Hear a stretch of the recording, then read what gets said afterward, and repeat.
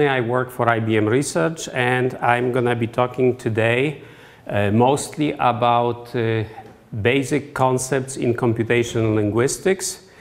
So we're going to go through a lot of the vocabulary items. We're going to illustrate them with examples. These examples and this vocabulary are necessary to understand the motivation behind many complicated algorithms that I used, for instance, in parsing. And also they are necessary to understand the concepts that appear when you try to build an application. Because when you build an application, you have to choose from a range of available options, say from different parsing strategies or different parsers. And if you don't understand the coverage of such parsers, if you don't understand what they can and cannot do, you will be confused. So let's start, and before we proceed to the review of computational linguistics basic concepts, we will review yesterday's lecture, okay? So first of all, we still have the same objectives. We want to discuss the main concepts of NLP, provide illustrations through certain applications. As one of these applications is the Watson question answering system that I helped build. And we need to also connect the language processing part with other subdisciplines within computer science, in particular with information retrieval. We're going to do it in one of the follow-up lectures. Yesterday, we introduced some of the algorithms of statistical machine translation, and they also underlie some of the parsing strategies, and we're going to see it in some of the examples today. So, what did we do yesterday? Okay, we essentially discussed various ways of counting. Okay, simple counting, where we are counting words, and when put in a proper context, that allowed someone to build a very interesting applications that would calibrate the impact of, say, newspaper articles published on the web with respect to various social media. Okay. So that was one of the examples. The techniques from the computation point of view, from the computation linguistics point of view, were very simple, but from the point of view of combining different parts of current computational environment, actually they were very novel and very, very interesting. All right. So that was an interesting application because, for instance, you know, the author discovered that frequency of publishing is not that important. He discovered that one story can generate 50% of an impact per day, that politics and celebrities are not important, that people are actually interested in opinion pieces. So all of that, you know, shows that with a little bit of creativity, even a simple technique can provide you with, you know, with some real-world impact.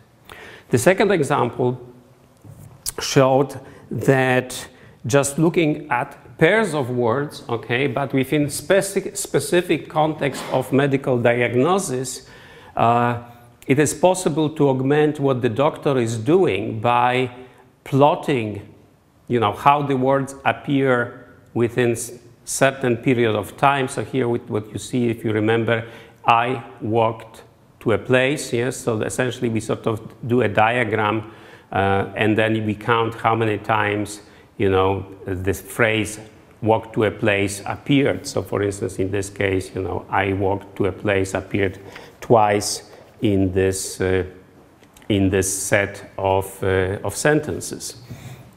All right, and this new method, okay, that leveraged this particular technique was about 50% more accurate than the traditional method. So the difference is huge, 90% accuracy versus 60% accuracy, all right? And the topic, of course, was the diagnosis of psychiatric conditions. And what you see here is the difference in typical diagrams between schizophrenia, mania, and the control group, which is in the middle. Okay, so this is, I mean, this is again a very, you know, linguistically simple example, but one with a high impact.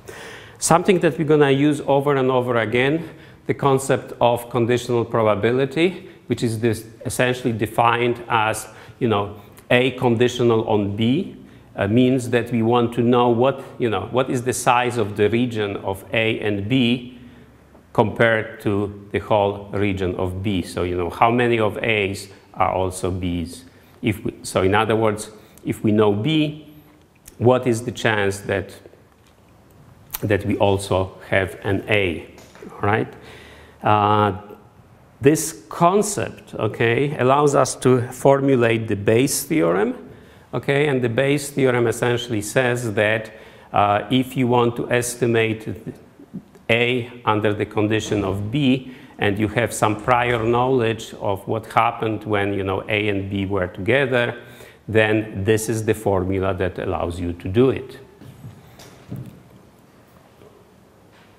And this Bayesian formula was applied to computational linguistics, especially to, I mean, in particular to machine translation, where in early 90s, a bunch of researchers from IBM Watson Center formulated this fundamental theorem of machine translation.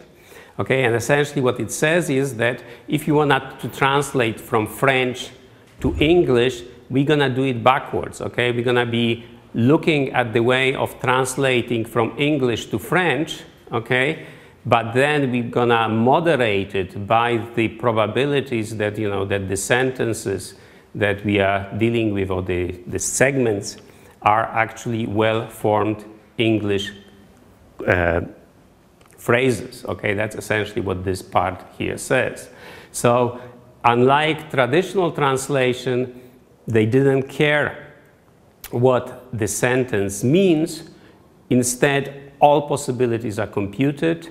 Okay, all sequences of words are checked, and then we optimize based on this particular product of probabilities, and we are looking for a sequence of words that maximizes this particular product. All right.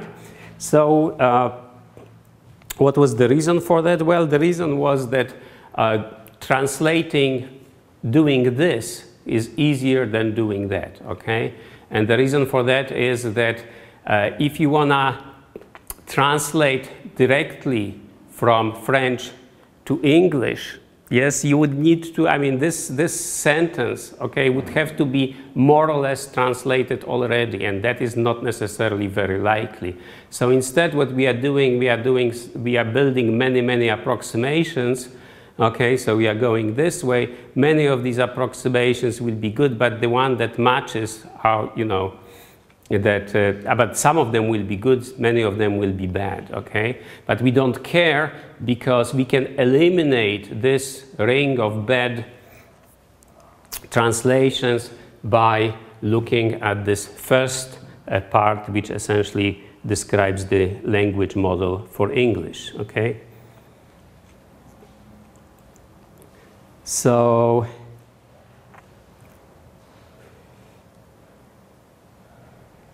okay. So now one of the applications, yes, that we discussed was application of this language model, and in this case, okay, what we are doing is we are creating a language model based on n-grams, and to answer the question, you know, what is coming here in this blank, we basically look for all possible n-grams that contain the other words of this query. We find their counts, and then we check, which of these are more likely. So this generates candidates, this checks the candidate, and finally we score the candidate. So that was one of the methods of scoring used in Jeopardy.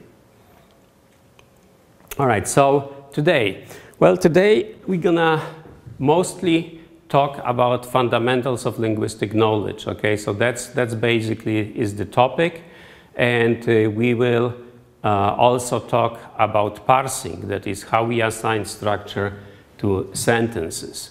And what I want to say that most of the modern parsers are relatively complex.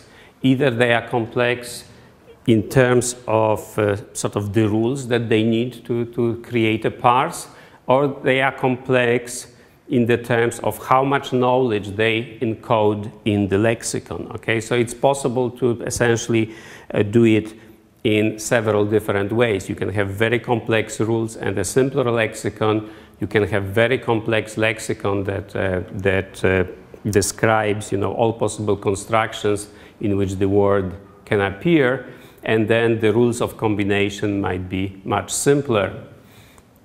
But in general, this is a complex undertaking to build a parser, okay? And this part is needed for understanding why this must be complex.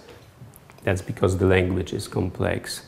All right, so that's, that comes under the rubric of tools and algorithms for processing, for language processing.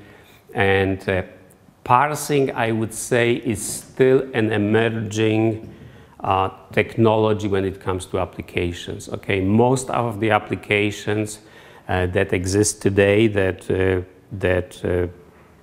are used in text analytics look for simple phrases at the most, okay, or they do entity extraction, or they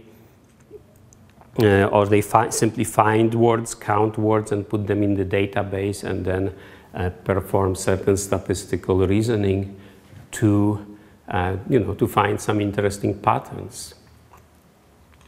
All right, so let's proceed. All right, so why do we want to do it? One of the reasons is that we want to understand this Watson pipeline, which we mentioned before, yes, that we have, a question. This question goes through many stages. Some candidates are generated, so we've seen an example of it, for instance, generation using the language model only, but mostly it is done using search.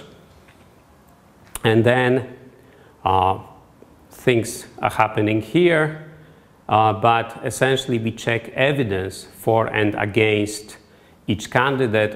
And again, what you saw before, it was a simple weighing of evidence based on the language model, but there are more interesting processes that take place here.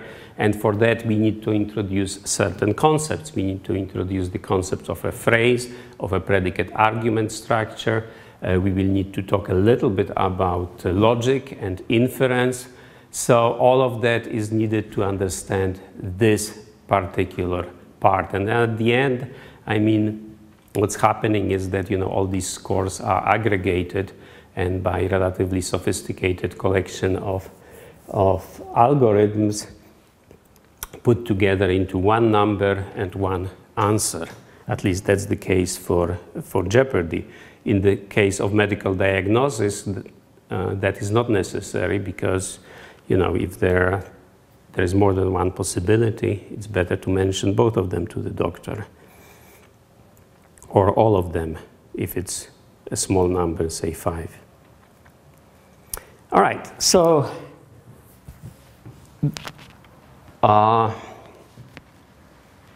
what are the major tasks in NLP in Watson? Okay, and we need to understand something about the background of these tasks in order to understand how these tasks are performed.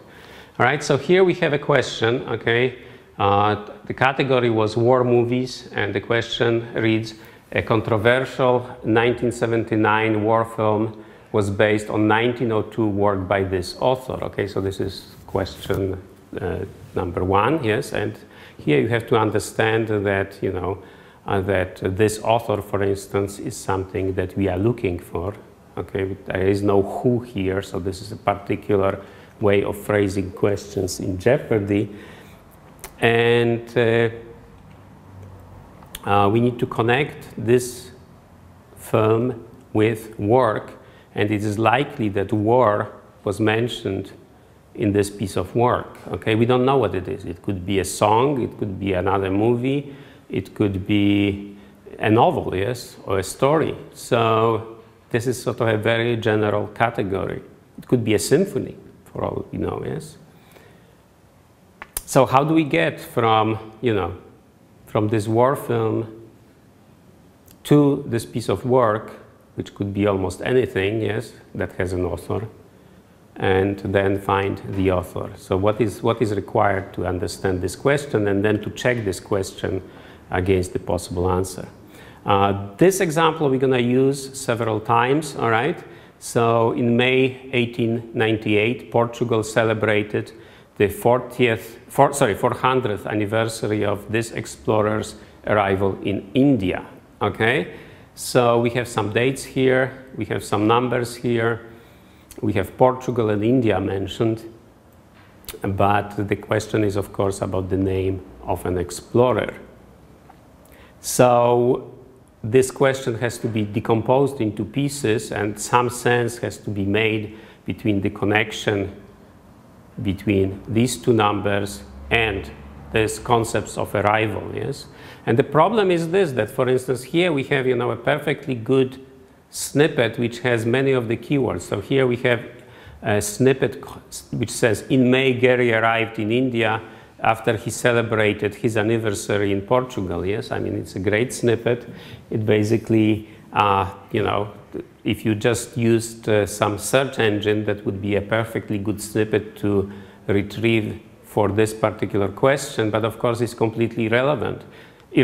So how do we know that it is irrelevant? Okay, so why is it that, you know, that this thing here, okay, this sequence of words, which does not really share any words, I guess, yeah, with this particular question, is the right answer, and how do we get it? How do we get it, yes? If we generate the answers just by search, all right? So these are non-trivial tasks, all right?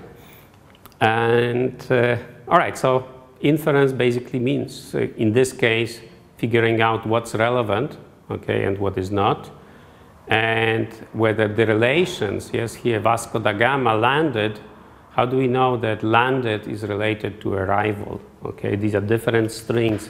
Machines have no common sense. They really don't have much linguistic knowledge at all.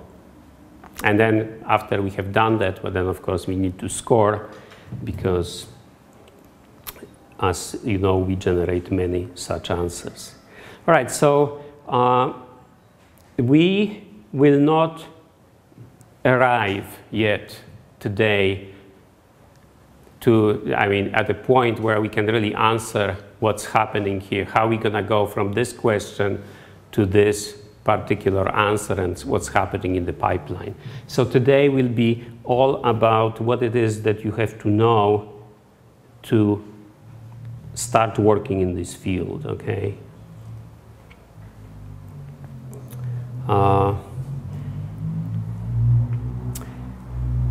All right, so what you see here is, okay, so I mean, I am sort of getting ahead of myself, yes, but I mean, basically, we would like to arrive at some structure like this based on the structure of the question, but we don't have the structure of the question, okay?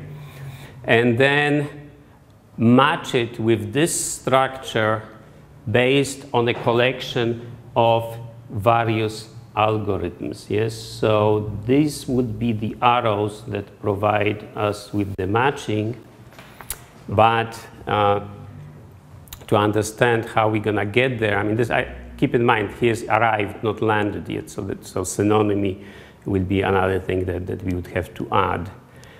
So all of this would have to be somehow explained, and we're gonna do it, but we're not gonna do it today. Here's another example where we need this kind of structures that we're gonna discuss today. All right, we have a question, who invented the telephone, or this person invented the telephone, and we can have a sentence, something like this. Bell invented the telephone and Einstein discovered relativity. Well, we of course know that the answer is here, but why is it that it is Bell who invented the telephone and not Bell who discovered the relativity? Yes, this is, both things appear in the same sentence. So how do we know that the meaning is distributed the way it is intuitive to us and not in some other way? Okay.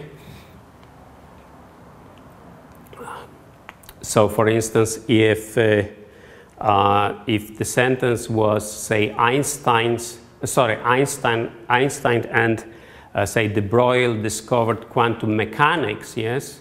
All right, Einstein was also mentioned before, but still is the discoverer of quantum mechanics. So in one case we can distribute the meaning, in another case we can't. And we have to account for it somehow, and we account for it by building these kind of tree-like structures. All right, and once this is, if we can do that, and we can do the same thing for the question, then the inference, okay, or finding the evidence would be essentially matching, unifying this invent with this invent, this object with this object, and here Bell would be the answer to this particular question. So that is the strategy, okay? But how do we go there, and what else is involved, and why this is really not a trivial process, despite at least this example being relatively simple. All right, so today essentially we're going to be doing, we're going to be talking about the vocabulary of computational linguistics, okay? There are many complex and confusing phenomena. We're going to see them. You need it, as I mentioned, to take advantage of existing tools, okay? There is no way around it. You have to understand, you have to be able to read the specs, essentially, if you want to work in this field. So we will talk about, quite a few elements of this vocabulary. And then tomorrow we will talk about the pipeline that is used by Watson to process the text.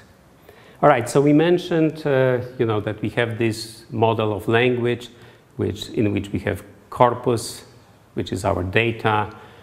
Very often we have some subtasks, which would be answer a question, or perform a diagnosis, or schedule a meeting.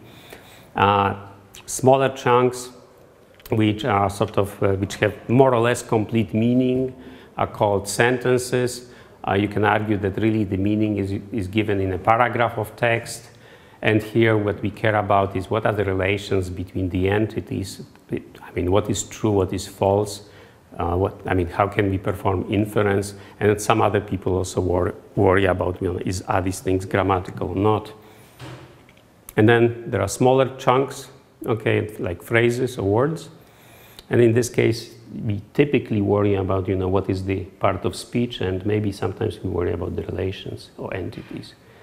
All right, so again, part of this vocabulary that, we analyze corpus. We often do it by counting. We build a model of dialogue, and what we do in the process is state management. And for sentences, we parse and we find meaning of these sentences. For the smaller chunks, the task is called tagging. We assign a tag, such as noun, verb, noun phrase, verb phrase. We mentioned this, okay, that we have this quite a few things going on. Some of this we will mention today, some of it we'll mention when we go to, I mean, when we start exploring what's in pipeline. All right, you remember this? This is the basic parsing diagram. So we are finding a structure. The structure looks like a tree growing downwards. And the idea is that the structure encodes certain meaning, and we write it in some kind of a predicate logic notation such as this. All right, to build a parser and to do parsing, we need a dictionary, a collection of rules, a collection of motivating examples. You're going to see quite a few of these today. And then we have to deal also with some smaller pieces. We have to know that ball, okay, is possibly a noun, and that the space here between the and ball is actually meaningful. So all that kind of stuff, starting with tokenization, what counts as a word, which is actually not necessarily trivial, what counts as a phrase, and then, you know, how do we build from these smaller pieces something bigger. So essentially, you know, it's like, I mean, you can think of it a little bit like a Lego model of language, but you have to have these smaller chunks to build something, to create something bigger. Language is ambiguous, okay? You're gonna see more examples. Time flies like an arrow, right? There are many interpretations of it. You can read about it in Wikipedia, so I don't have to, and we talked about it yesterday. Here's another example of a parse. Here the tree is sideways, okay? And what I want to emphasize here is a couple of things, is that of course the categories are a little different. Okay, so here we are talking about, you know, subject, object, all right? So this is on a more, you know, on a different level, okay? We have a phrase, okay? We have a noun phrase here, or a noun.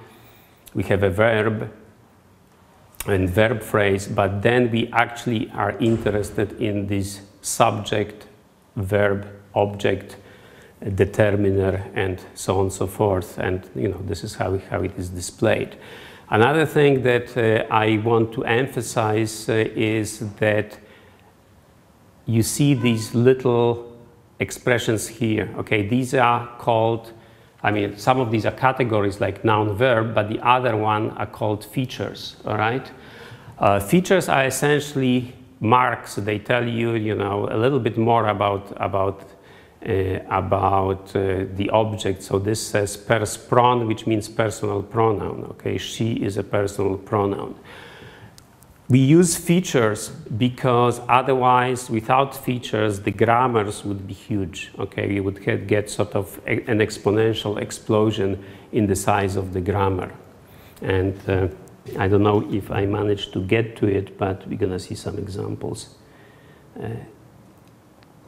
All right, so today we want to cover lexicon and grammars.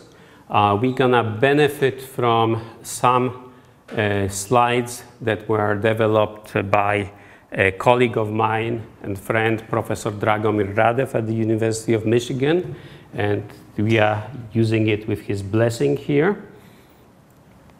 Drago Radev worked with me on many projects when he was at IBM. And, well, at this time I'm taking advantage that he already taught students the basics of linguistics, and I am gonna reuse some of this knowledge. I mean, the knowledge is, I would say, relatively standard, and it is repeated in maybe different form, but in many other sources. So examples of ambiguities are part of linguistic folklore. So let's start with this very simple example. So the example is, I saw her fall, all right? And the question is, you know, how many different interpretations can we find here? And how many of them would be grammatical? So, any guesses? I mean, can you find one? Is there at least one meaning for this?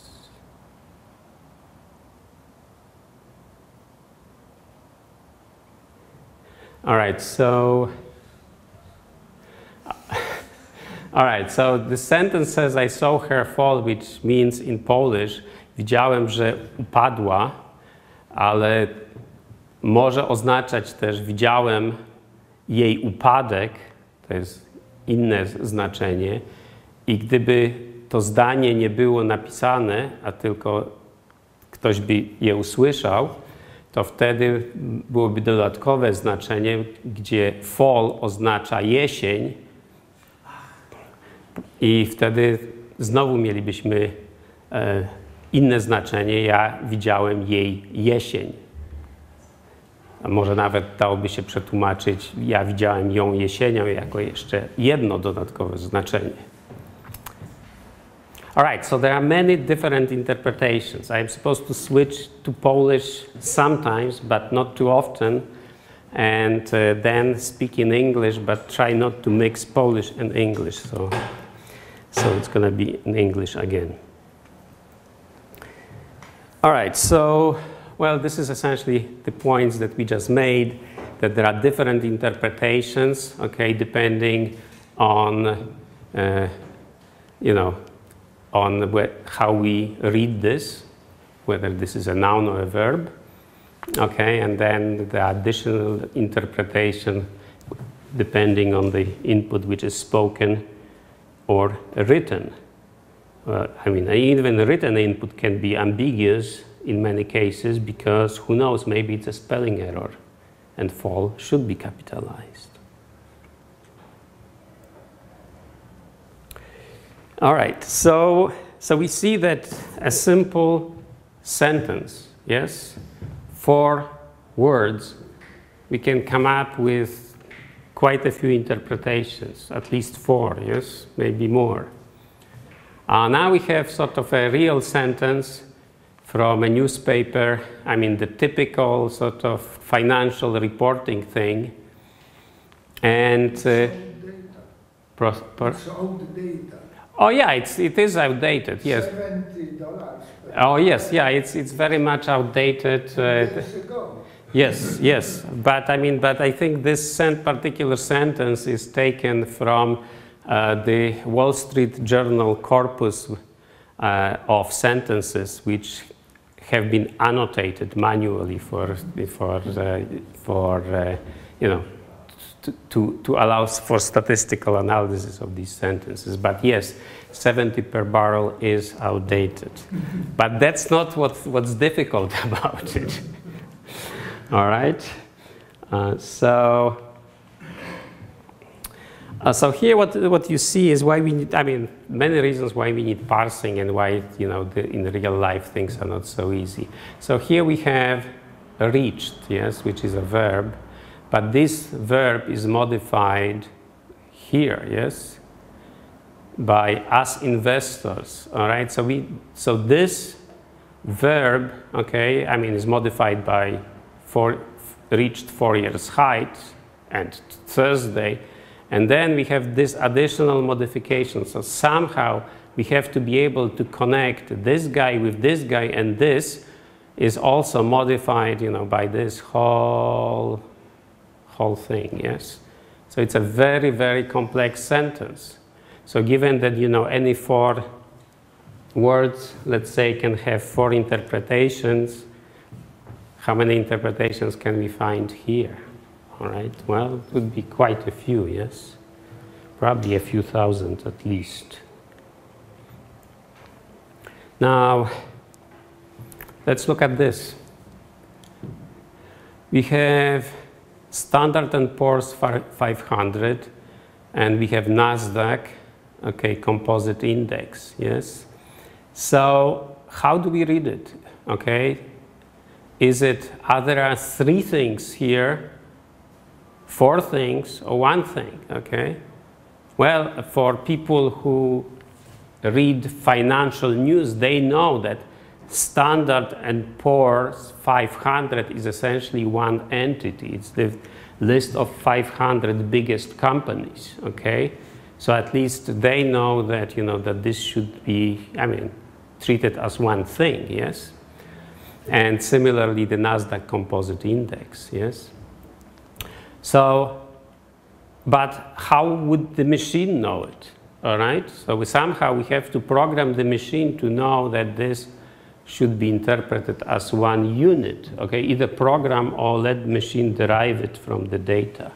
Now let me mention another thing, okay? Then this is, okay, so this is just, you know, putting the brackets, okay? Where are the units here is non-trivial. What about the interpretation? Standard & Poor's 500, 500 biggest companies.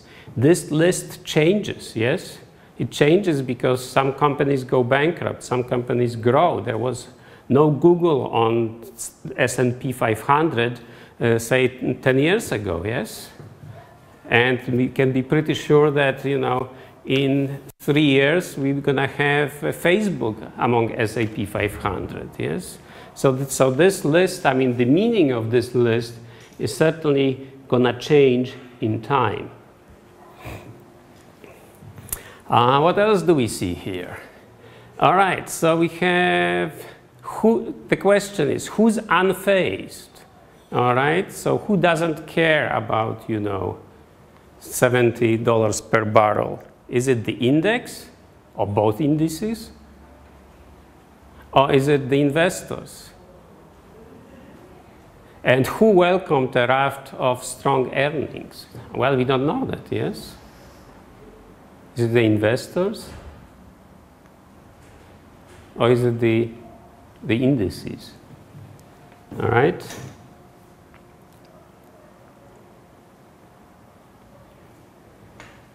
And now let's see, what else do we have here? Well, index, okay? What is index? Well, index could be a noun, as it is here, but it could also be a verb, yes? We can index something, put something in the index. Oil prices, yeah, that should be here, plural, but, you know, we can also price something, yes? Okay, so this also could be a verb, and similarly for reports. All right, so we have these additional ambiguities.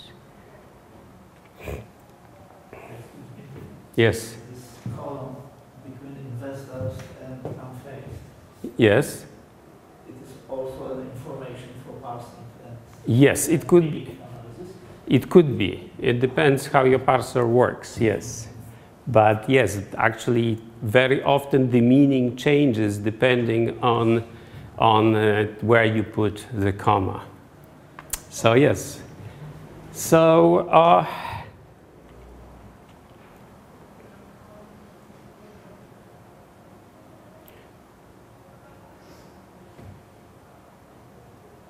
okay, is it possible that, you know, that highs here, yes? It is the highs that are unfazed, yes? So we have many of these possible ambiguities, yes? And, you know, we don't know, for instance, okay, you know, we have a raft of strong earnings reports, yes? But we can also attach the strong to welcomed, okay? Or maybe even further, if, you know, if we didn't have, you know, some other possibilities. Sorry, if we didn't exclude some of these possibilities.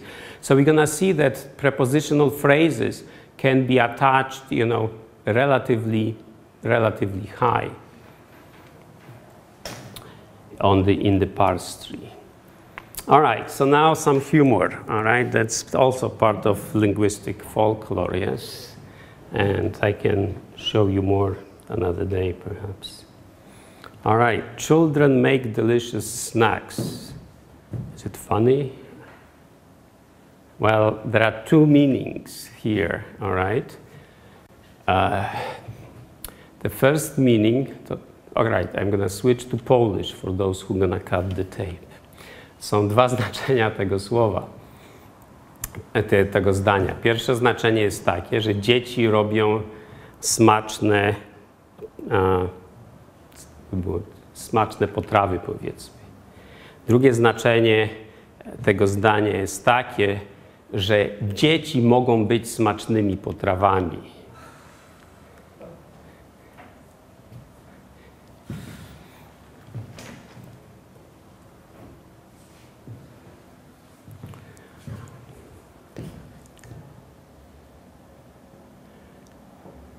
Śmieszne czy nieśmieszne? Znowu dwa znaczenia. Pierwsze znaczenie, że skradzione płótno zostało znalezione przy drzewie. Drugie znaczenie jest takie, że drzewo znalazło skradzione płótno.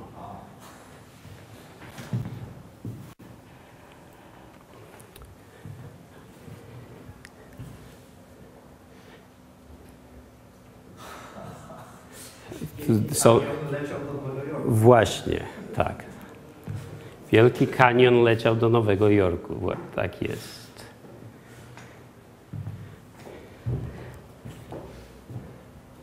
To?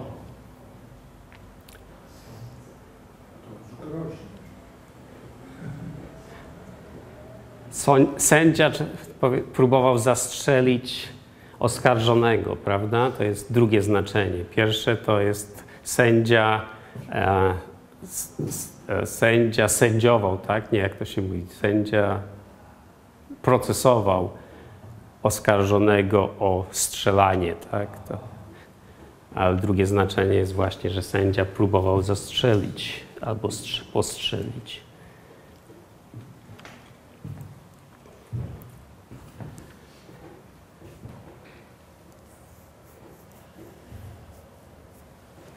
No to jest śmieszne po polsku, prawda, w obu znaczeniach, mianowicie zakaz tańczenia nago na biurku gubernatora, prawda? Nietolerancja. Tak. To jest nietolerancja. No więc oczywiście są dwa znaczenia tego również po polsku.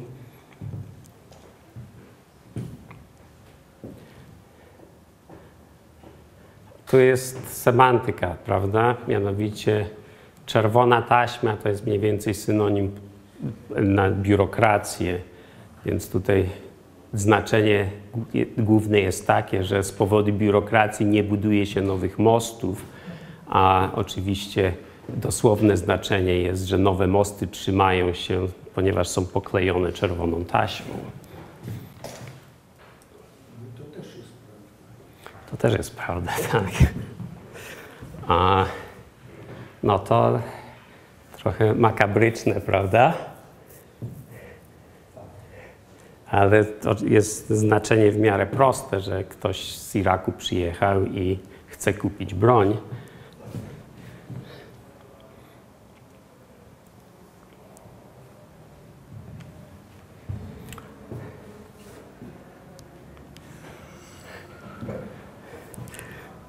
To znaczy, to jest, więc tak, Blair wygrywa, jeśli chodzi o budżet, ale więcej, tu powinno być trudności, leży w przodzie, prawda, albo w przyszłości.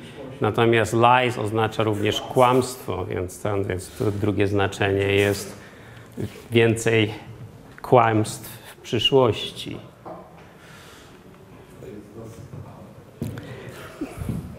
To przyniosę więcej jutro.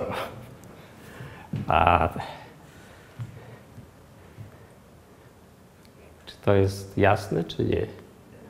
To znaczy, że ludzie, którzy nie kończą szkoły średniej, ilość tych uczniów została zmniejszona o połowę, to jest główne znaczenie, ale oczywiście dosłowne jest, że pocięli na pół tych, którzy nie skończyli szkoły.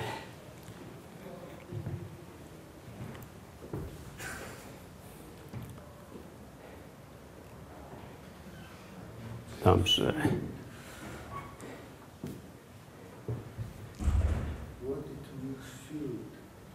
To jest procesować się. Ale oczywiście jest znaczenie drugie, mianowicie znaczenie drugie jest, że to jest pewien rodzaj skóry, jak to się mówi, zamsz. Więc to jest gra słów tutaj. I to chyba ostatni.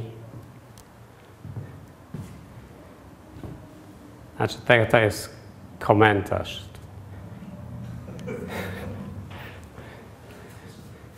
Prawda, to jest oczywiście ale statystycznie jest to możliwe, prawda? Prawda? Tak. To jest mito. No więc dobrze, więc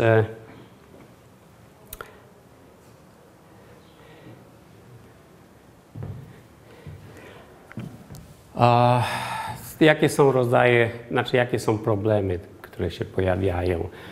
Kiedy się dzwoni przez telefon, Joe's quite impossible, or Joe is quite important, te zdania mogą brzmieć bardzo, bardzo podobnie. Słyszymy im, słyszymy po, a później to gdzieś tam zanika, prawda?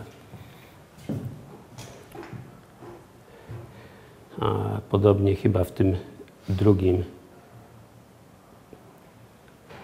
przypadku.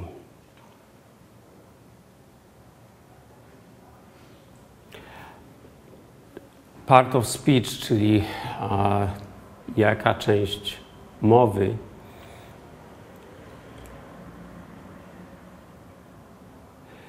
tu na przykład może być to tłumaczone jako pierwsza runda, ale może być też tłumaczone jako okrągłe. I w związku z tym dla parsera nie będzie jasne, jaka to ma być część mowy. Następny przykład. Wiedziałem, że coś jest nie w porządku. Powinienem był mówić po angielsku. All right, so here we have certain types of ambiguities, and the first one is essentially, the first two very often appear in spoken language, especially when you build telephony applications, where the first sentence and the second sentence can sound more or less the same, especially if there is, a little bit scratch on the line.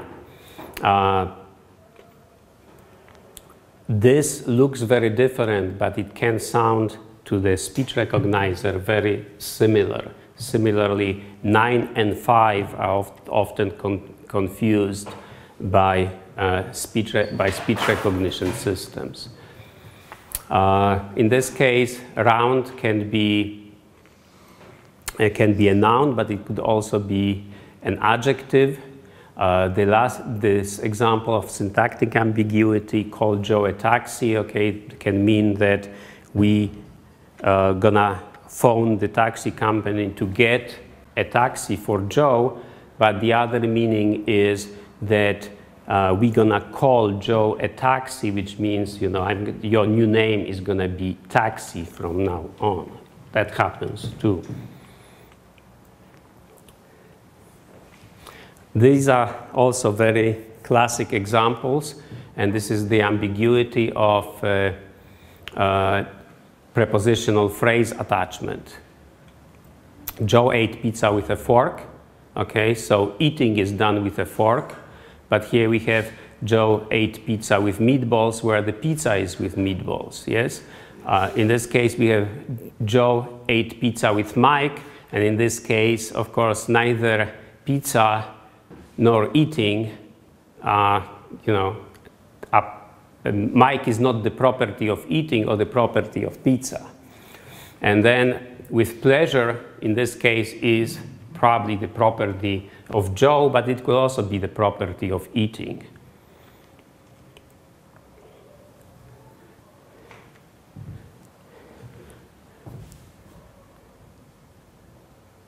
So this could be ambiguous, in many different ways, but I think that the intended ambiguity here is the following. Take a bar exam means to pass an exam to become a lawyer. But of course, a bar is also a place where you can get a beer. So to take a bar exam, you can imagine that, you were, I don't know, either drinking too much, or you went for some business function, legal business function in the bar, and so it could be just, somebody making a joke. The bar is the short form of barrister, or as you say about lawyer? Yes, but I think actually the barrister, comes from the bar, from a bench on which the barristers sit.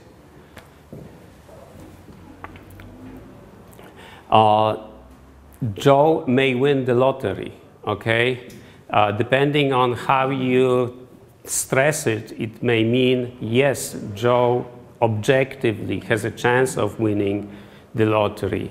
But if you say Joe may win the lottery, you really don't believe he's gonna win the lottery, okay? So if you say, you can also, accent win, so John may win the lottery, yes, as opposite of losing the lottery. Or if you put the accent on lottery, it will be John may win the lottery, but he's not gonna win, I don't know, a marathon race, yes?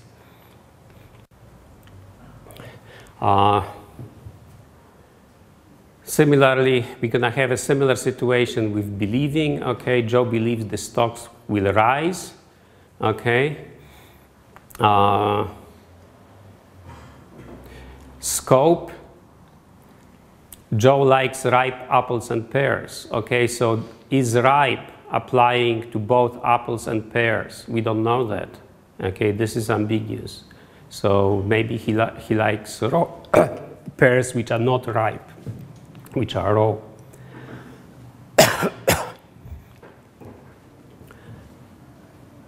How do we read this, okay?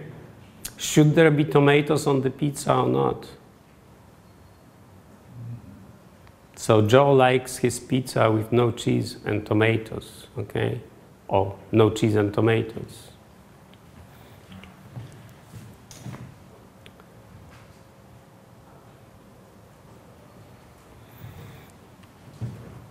Anaphora resolution, okay, so reference. Joe yelled at Mike.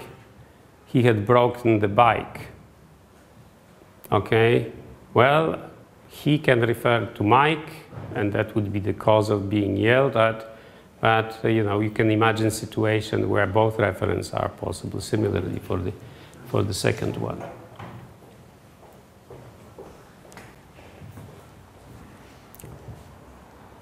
John bought him a present. John bought himself a present. All right, so in this case, John is also getting a present. All right, so we have to account for that kind of phenomenon, very common in Polish. Joe gave Mike a beer and Jeremy a glass of wine. So what's happening here? Is it possible that Mike got both beer and wine? Or did Jeremy get wine here? Boston called and left message for Joe. Well, certainly the city doesn't make calls, but perhaps somebody from Boston.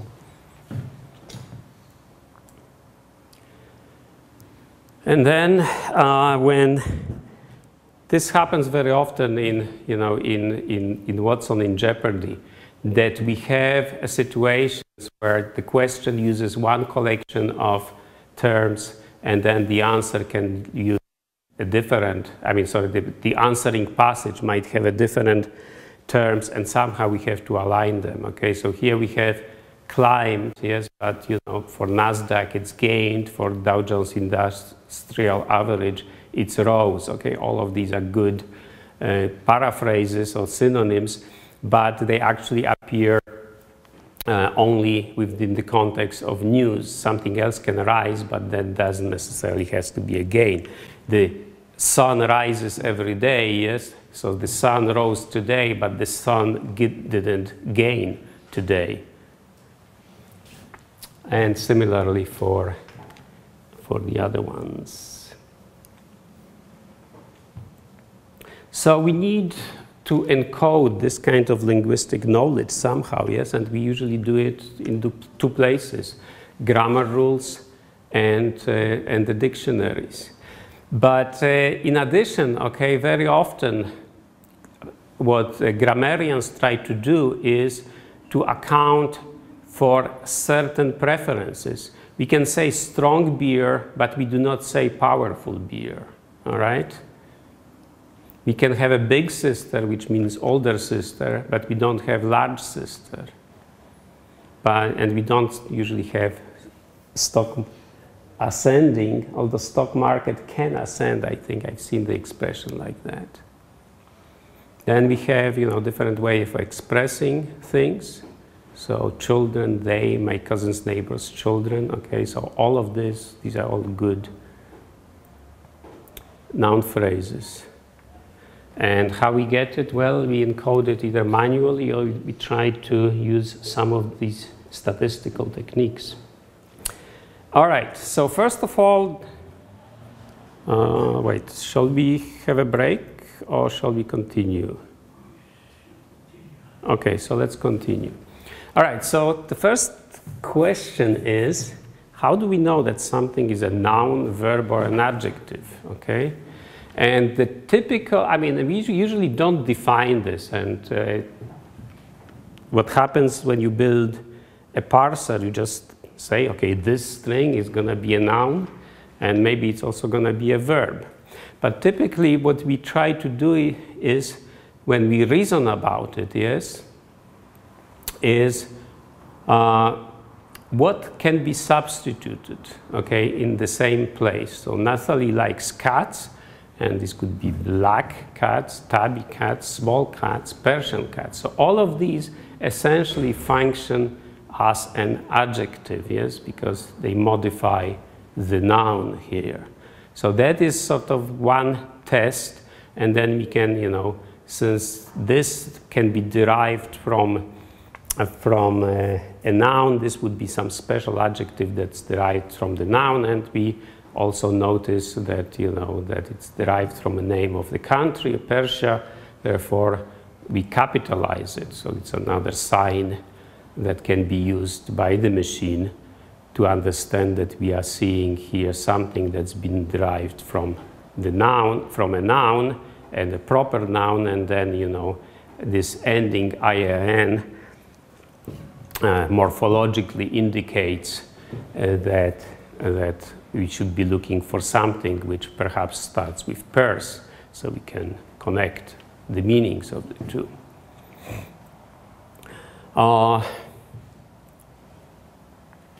So this is one thing, okay? So this is about, so the first concept is how do we get parts of speech, and essentially this is the reasoning that goes here, okay?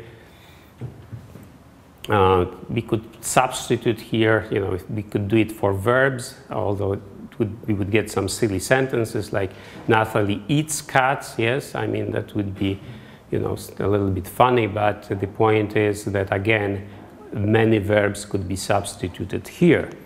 But not all verbs, okay? Because, for instance, sleeping, sleeps, okay? Natalie sleeps cats just doesn't sound right, okay? So sleeps, thinks, and the like, the verbs that do not take an object would appear in a different category. So that's how we create these categories. The second concept that we need is that of open and closed categories. So some categories are closed. So this would be, for instance, determiners and prepositions. There are only two determiners, A and Z, with some variations like AN. And we have probably not more than 10, maybe 15 prepositions. So in, out, from, to, above, below, and a couple of others like aboard. So these are closed categories, but then meanings can be expressed by a combination of different words, and it's not clear what to do with these words. So no-fly zone is a noun. Okay, it's a new noun that was, created certainly less than, I don't know, probably less than 100 years ago. Definitely was there in the 90s. So nouns and noun phrases would be these open categories, because we can create new words and we can create them on demand, and very often people understand them easily. Various, expressions like yada, yada, yada, which means that, somebody's talking and talking. We also can create such expressions, and they are a little bit more difficult for machines to understand. All right, so the next concept is morphology, which is essentially how the words are put together. So we're gonna get, this is used, we need it to distinguish parts of speech, and then among the parts of speech, some stuff like number, person, tense, yes, so the inflection, derivation, adjective, adverb, noun, verb, okay. So we've seen it, for instance, adjective and noun derivation, yes, pers, Persian, compounding, separate words or single word. Okay, so this is a very interesting topic because, for instance, depending on a task, you may want to split a word which doesn't have any spaces in it. Okay, you have a list of letters, yes, but you want to split it because different parts of the word mean different things. So in Polish, of course, you can split it because, say, przemyśleć, you want the connection from przemyśleć to myśleć, yes.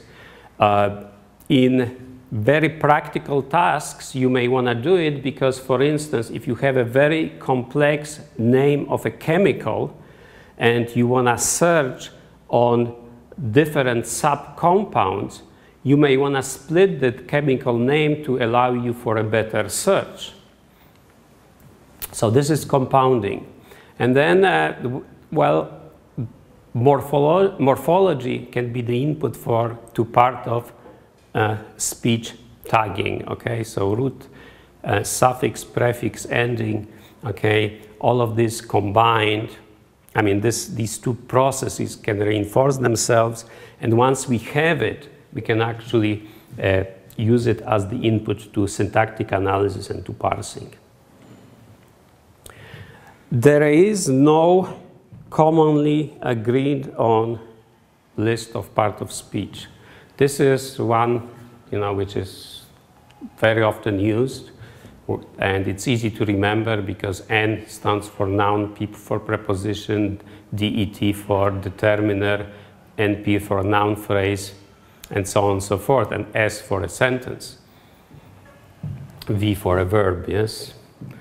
And I think in many cases, I think most of our analyses have some variants of these, perhaps written in lowercase in case of English slot grammar. But here is another list.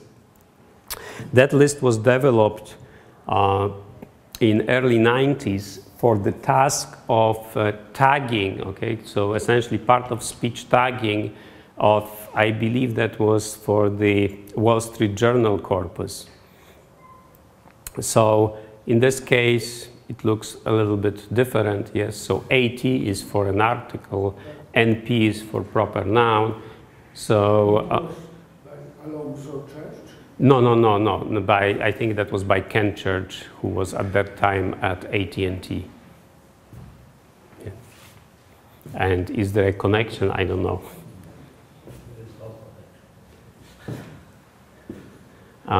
It's a common name, so I mean, it didn't occur to me to investigate if there was a connection.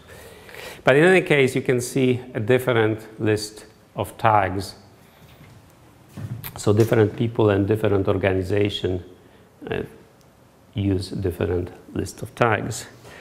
What is interesting is that even, a nonsensical poem coming from Lewis Carroll is something that people can assign some very vague meanings, and they can definitely parse it and, and assign part of speech. Okay, in some cases it's easy because this is still English, yes. But what is this? The frumious bandersnatch. Okay, well, we have no problem saying that this is a noun phrase. So we don't have to have words in the vocabulary in order to do parsing, and that's the good news because no dictionary is ever complete. So nouns, well, we don't have a definition of a noun, but it's something like a thing, yes. But what is important is that we have these possibilities. It can be singular or plural, masculine, feminine.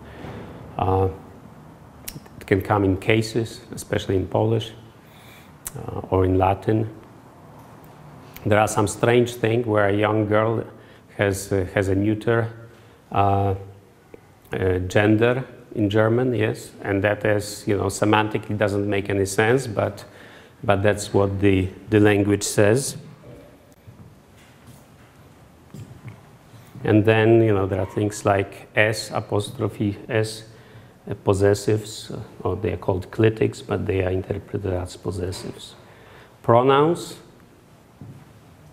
seen these, anaphors, herself, each other, determiners. Okay, so all of these. So this is essentially the vocabulary, yes?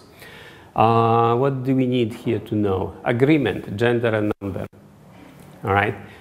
In sentences, typically we have an agreement, okay? If you have two people, as a subject, you're gonna have the agreement between subject and the verb, so therefore the verb will be in plural.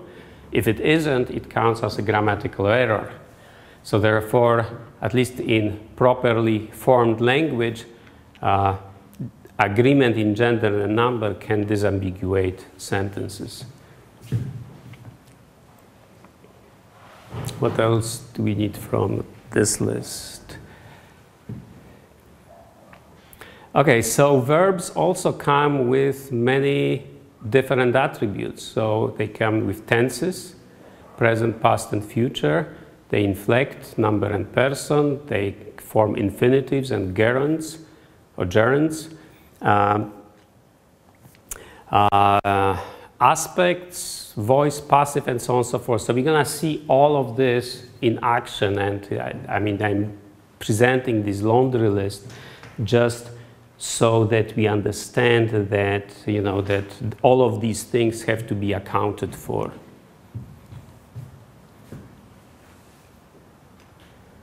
Some verbs have more than one word, like take off, yes, the plane took off, or take it off. They can be separated by many words. So even though these things come together, there is something in between and we need an account for it.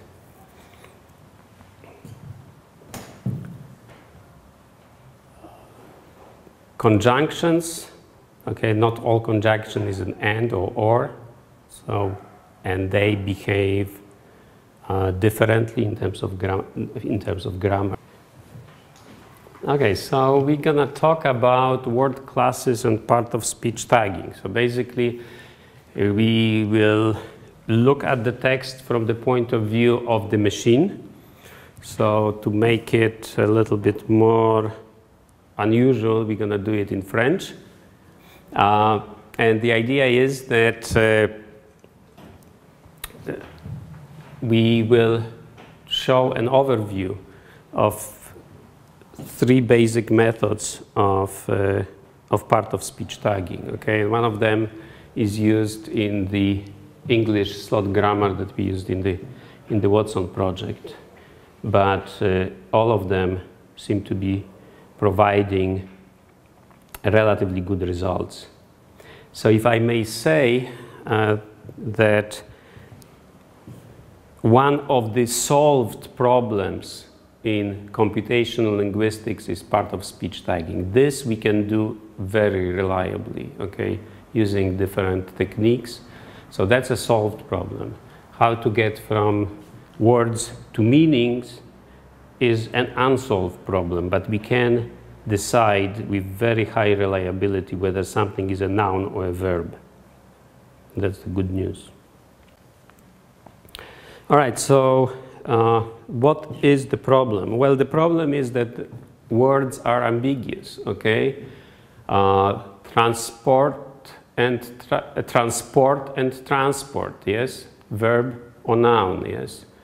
Transport is a verb. Transport is a noun. Similarly for object, object. Discount, address, address. All right, so if you don't hear it, or if you don't have another context, this could be, a noun or a verb. Content or content, okay, am I happy? And this would be content, yes. Or do I have to process a lot of data, and that would be content. In French, there are similar ambiguities, okay. And then if we have a sentence, yes, book that flight, essentially what we want to know is that book here is a verb, okay, so we have to assign a part of speech, but of course this is ambiguous, okay. I mean, unless we know that, that this is a verb, and then by the combination rule, okay, that the verb should have,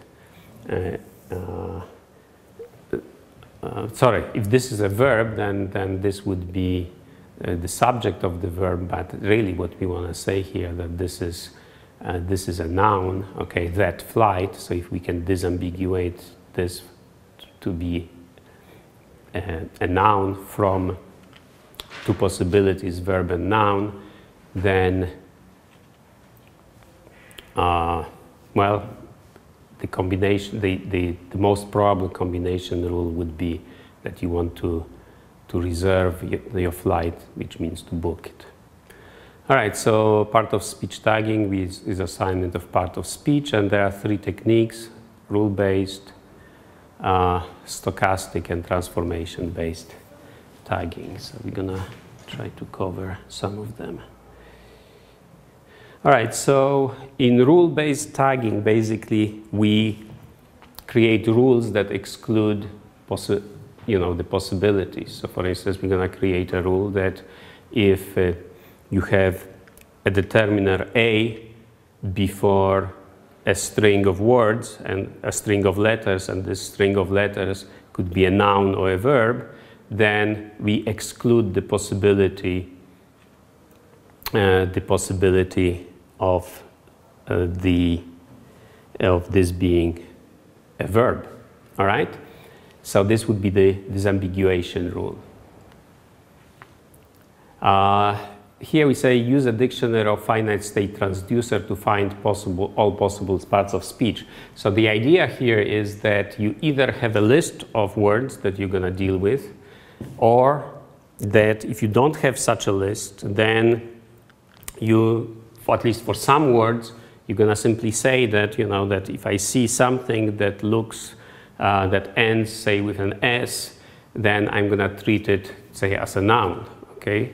But maybe also if I'm going to allow for the possibility of it to be a verb. So I don't have to have it in a dictionary, but I have to make a decision, okay, about what parts of speech I am assigning to it. Similarly, if I see something which ends with ly, I'm gonna decide that this is an adverb, like worldly, okay? All right, and then disambiguation rules, we're essentially gonna exclude the possibilities, and with a few hundred to a few thousand constraints, we can essentially disambiguate. So this is an example in French, and essentially what we want to do is we want to provide this kind of tags for this particular text, so the text goes downwards. So we want to essentially say that, here we have an article, here we have a noun, feminine, singular, all right, adjective, feminine, singular, preposition, and so on and so forth. So that's essentially what we want to get out of that process. Now, what are the rules? Okay, the rules can be relatively complex, but they are not difficult to program. So for those of you who know regular expressions, I mean, this essentially could be programmed into sort of a regular expression that assigns also some, some categories. So that does some transformation.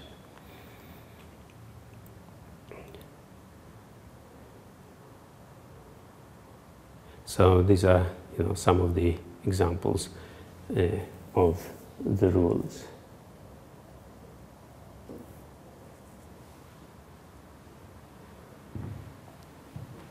So this is no different than, you know, that say in English, that if you have something that is preceded by the THE, that it's most likely to be a noun. All right, the other way to do it is to use the techniques that we introduced yesterday and essentially maximize this probability, okay? We want to assign the tag to the word based on the, you know, on the chances of what we've seen before in tags, and we do it essentially by, you know, by maximizing this product, the same thing that we did it in building the translation model. So this is the expression. We are finding the best, I mean, the tag with the highest probability based on the previous tags and the word that we have seen, the possibilities that. Oh, HMM is hidden Markov model tagger, okay? So that basically is a statistical method for assigning these probabilities, yes. Yes. Yes. Yes. Yes. All right, so here's an example using, you know, this another strange set of tags, but here the sentence is, Secretariat is expected to race tomorrow, okay? So this is a name of a horse, actually. So we would like to assign, you know, this particular collection of tags. And the question is race a verb or is race a noun here? So for instance, you know, what are the chances? But again, based on either probabilities or rules, if we have two race, yes, I mean, if we had a rule that, you know, two precedes a verb, or at least excludes a noun, we could you know, we could use that kind of a rule. So here we have the other example, okay? So here we have the example of the race, yes? So people continue to inquire reason for the race, for the outer space. So in this case, we would like to assign it a noun. So what we need to evaluate in this paradigm using, you know, the maximization of this product of probabilities is what. Formula are probabilistic formula. Yes, yes, yes. But here we have the probability of, you know, of assigning a verb to this guy. Is conditional, yes, on seeing a 2 and, you know, and probability of race being a verb, and similarly the same thing for a noun. So for instance, if we have these kind of numbers, all right, we can see that this.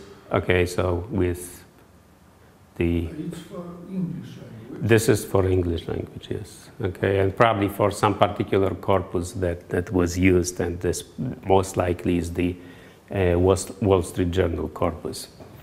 So what we see here is that given, you know, these kind of numbers, yes, that nouns are very rare after a 2, verbs are very common after a 2, okay.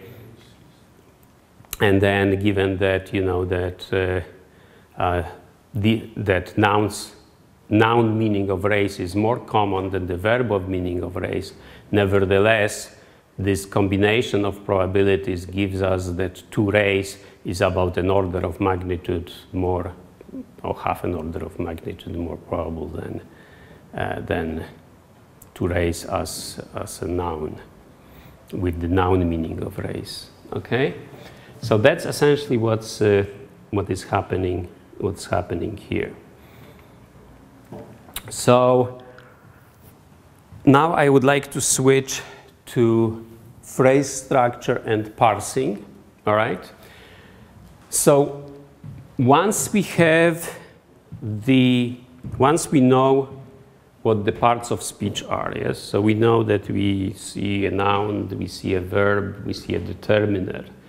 We need to decide, how we're going to put these things together. And as you saw in these examples, for instance, even in the simplest example that we started with, I saw her fall, yes? Even simple sentences can be very ambiguous. So we're going to cover now the issues of creating a phrase structure grammar. So combining expressions into phrases and then combining these phrases into sentences. All right, so here we have a more complex phrase structure. So that man caught the butterfly with a net, okay? And of course, the question is, where is with a net attached? So this could be attached to catching, okay, as it is here. But, but the butterfly might also be, it could be a little butterfly that also is carrying a net, yes? So it would be a strange kind of a butterfly, but in this case, this prepositional phrase would be attached here. But you could also find a reading where the man with a net caught a butterfly. So maybe, you could imagine somehow this being attached here. So these are, there are many possibilities of making these kind of attachments, and the parser needs to account for most of them, all right? In many cases, okay, the meaning doesn't change that much, yes? So if the meaning of the man with a net caught the butterfly, yes? Well, maybe the net is not then the instrument of catching, yes? So somehow it changes, but it's still sort of the situation describes that the man had this net, okay? So we can infer that the net was the instrument of catching. But on the other hand, if net is attached to butterfly, the meaning is completely different, yes? So, it's a nonsensical meaning. So what it is that we need to account for besides, different ways of attaching prepositional phrases? Well, subject, verb, object versus subject, object, verb. In different languages, these orders are different, and they also change depending whether it's imperative or interrogative and that kind of stuff. So we need to also to account for imperative, interrogative, auxiliary verbs, yes. May I serve you a dinner, yes. Okay, so here we have interrogative. The standard declarative sentences. And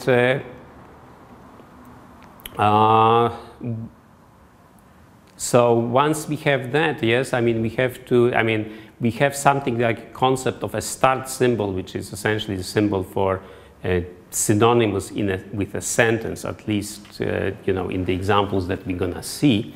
And then we will need to create a collection of rules that allows us to put things together or change them on demand. And finally, okay, we're gonna do it from the point of view of context-free language. That is, as you see in this example, okay, what we're gonna say is that the fact that you have a noun phrase and a verb phrase combined with that combine into a sentence, or S, or the starting symbol, however we call it, will not depend on anything else. So there is nothing, there is no dependency, nothing that precedes S or, follows S. Similarly here, if we have a preposition with and a noun phrase, and a net, and we put these together, it doesn't depend on anything that's happening here in order to be put together as a prepositional phrase. This makes the whole process simpler, okay? But there are, of course, arguments that, you know, that it's not the best description of all linguistic phenomena. Nevertheless, I think all current parsers somehow assume that there is this context-free core on which, you know, the parsing rests. So let's continue. So here we have an example of a phrase structure grammar. Okay, so we see that initial symbol S can generate NP or VP, or reading it this way, VP together preceded by the NP makes a sentence. All right. So if we now want to look at some of these constituents, yes, we have VP could be this VBD, yes. So what are the VBDs? These are basically the verbs here: slept, ate, saw. Okay. So this is one way of creating a verb phrase. Another way of creating a verb phrase is have this verb, okay, followed by a noun phrase. Okay, so a noun phrase, what are the noun phrases here? Well, the noun phrases can have a noun here, all right, and we have only one noun, as you see, which is the cake, all right, and so we can have a noun, and then we have one determiner, which is denoted by this symbol AT, which I guess stands for A or the. Okay, so in this case it's a the, and that's the way of creating the noun phrase. So now what it is that we can generate? Well, we can generate the sentence a cake, yes, so the cake ate. I think that would be a good sentence. We could also generate a sentence, the cake ate or saw, let's see, mountains. The mountains, yes, I think we need a determiner. So the cake saw the mountains. We could also generate sentence, the children saw the mountains. And the sentence, the children ate the mountains, yes? The children ate the students. So all of these are perfectly good sentences that we can generate using this little grammar. So what the grammar does is it allows us to account for many possibilities in the language. Of course, not all of them, okay? But because, for instance, it doesn't cover anything that has a determiner A, because we do not have it in our grammar. It doesn't have, it has only three verbs and, 3 nouns. Nevertheless, it allows us to generate many sentences. So, what's the use of such simple grammars? Yes.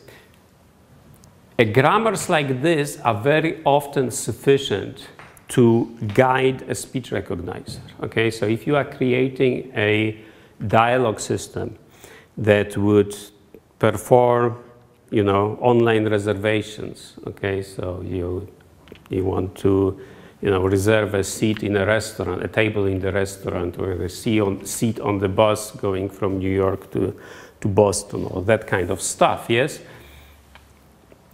You don't need too many possibilities. People have certain tasks in mind when they call, and the only thing you need to account for what it is that they are doing. Well, there is a couple of operations. You can either reserve or cancel the reservation, yes? So we have 2 basic operations at the top of the dialogue, and then we have a couple of cities. And then in the next phase of the dialogue, maybe we're going to have a couple of possibilities of how how we're gonna pay for, you know, for the trip to Boston or the trip to, oops.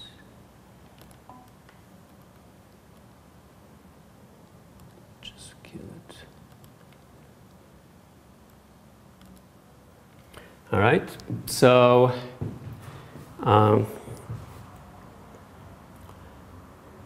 so basically we have, you know, a large number of expressions, but a small number of semantic possibilities encoded in this kind of simple phrase structure grammars. Now, once we progress to more complex phenomena, we have to account for some other stuff, okay? So for instance, the women who found the wallet were given a reward, all right?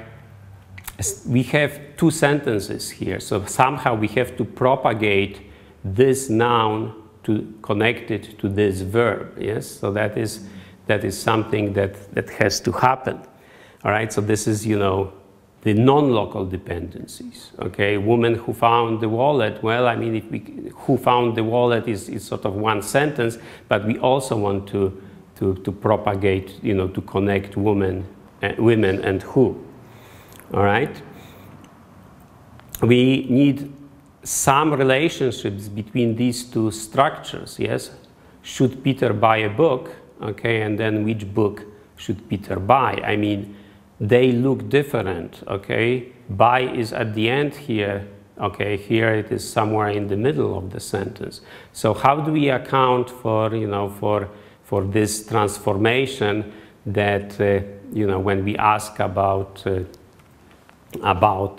kind of book, you know, we would have here which or what, but the verb suddenly appears at the end, even though semantically, you know, Peter buys which book is really, that's the reading that we want. That's why it's called WH extraction, okay? Because semantically, or, you know, the deep structure, using Chomskyan term, yes, would be Peter buy which book, okay? And then should is just the model here. So all of that makes it a little bit more complicated. And then we have, you know, descriptions of situations, and somehow, you know, these situations can be referred to, okay? Because somebody might then say, you know, after that something happened, yes? Either to the man or to the table, or, you know, or maybe she got tired and fell asleep. So all of that somehow has to be accounted for when we create some semantic representation of this thing, of this sentence. So, okay, so we have these concepts of agent, patient, instrument, goal, and then we have semantic roles associated with it. Okay, so she's the agent here, yes, all right. This is a location, okay. There is, in this case, there is no instrument, but for instance, with a net, yes, she caught a butterfly with a net. We would have the instrument here. She boarded the bus to Boston. Well, you know, Boston could be the goal in this case. That's a semantic role. There are different kinds of verbs, yes, so there are transitive verbs. She caught a butterfly, she slept in transitive, she gave him a book, that would be the transitive, and then we have actives and passive, yes.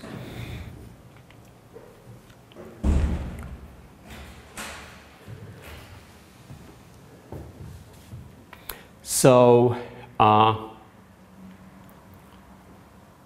arguments, subjects and complements. All right, so in a typical declarative sentence, we have a subject, yes, we have a verb, which is the predicate, and then we often have the object. And so typically the arguments are subject and object, and subject is usually written as the first argument of some kind of a logical form, the object is as the second argument. But very often we have some additional information, yes? So we have either additional information about the subject, yes?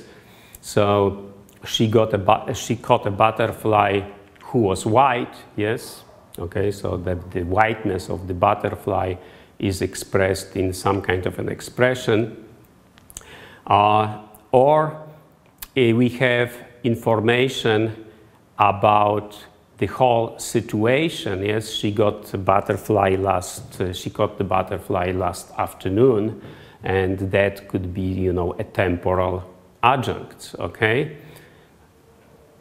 So adjuncts describe time, like in the afternoon, place, in the garden, manner with a net. Okay, that could be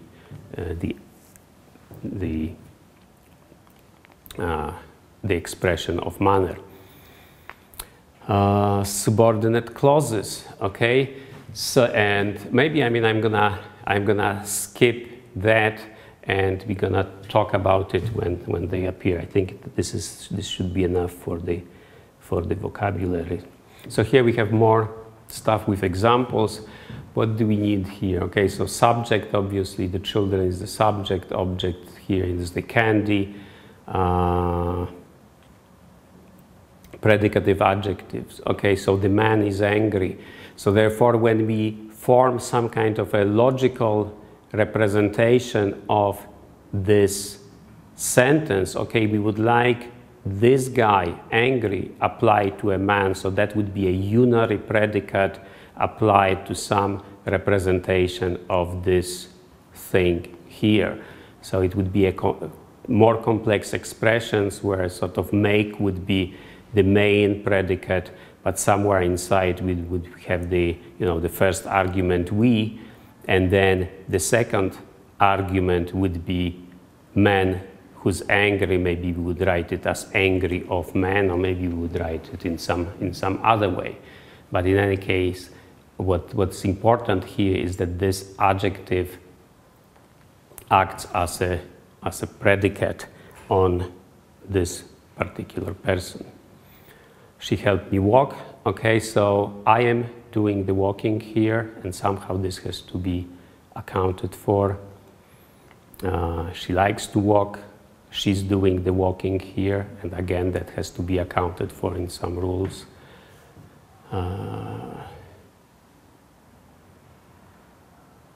She stopped singing the tune at the end. All right, so sing is the verb here, and somehow we will need to find a representation in which, this is really what it is about. It is about singing, okay, but that stopped at some point. It will rain tomorrow, okay, and again, we need some kind of a model representation that would say that, these things should be put together, and that's essentially an object of thinking. So in this case,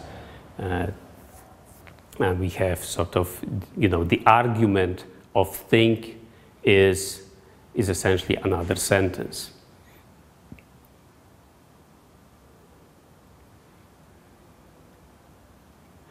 In this case, okay, what we want to account for is the situation that, what book I was reading. So the object of the reading is the book mentioned here, and that also is the book that she was asking me about.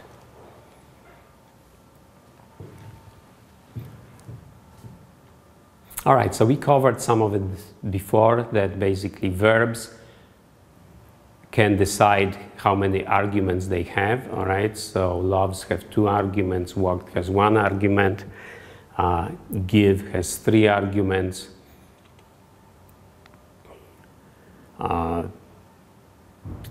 verbs are often modified. So in Paddington, on the table, we have complements, okay? So I know something, I think something, so that we've seen that already.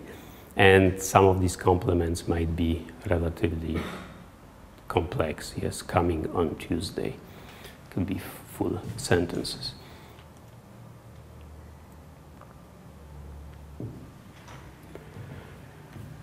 So what can be said here, okay, that we want to capture these regularities. So for instance, in the slot grammar, or almost in any other grammar, what we have is that we specifically say in the dictionary that, you know, if you have the verb give, that you can expect 3 arguments there, all right? And that is used to drive the parser. In addition, yes, we have some regularities, like you eat food, okay, so you can expect something that's a noun here and noun of a certain kind, okay. Bark applies only to animals, yes, well, and to people in metaphorical sense. So, you know, I can bark a command, but dogs bark.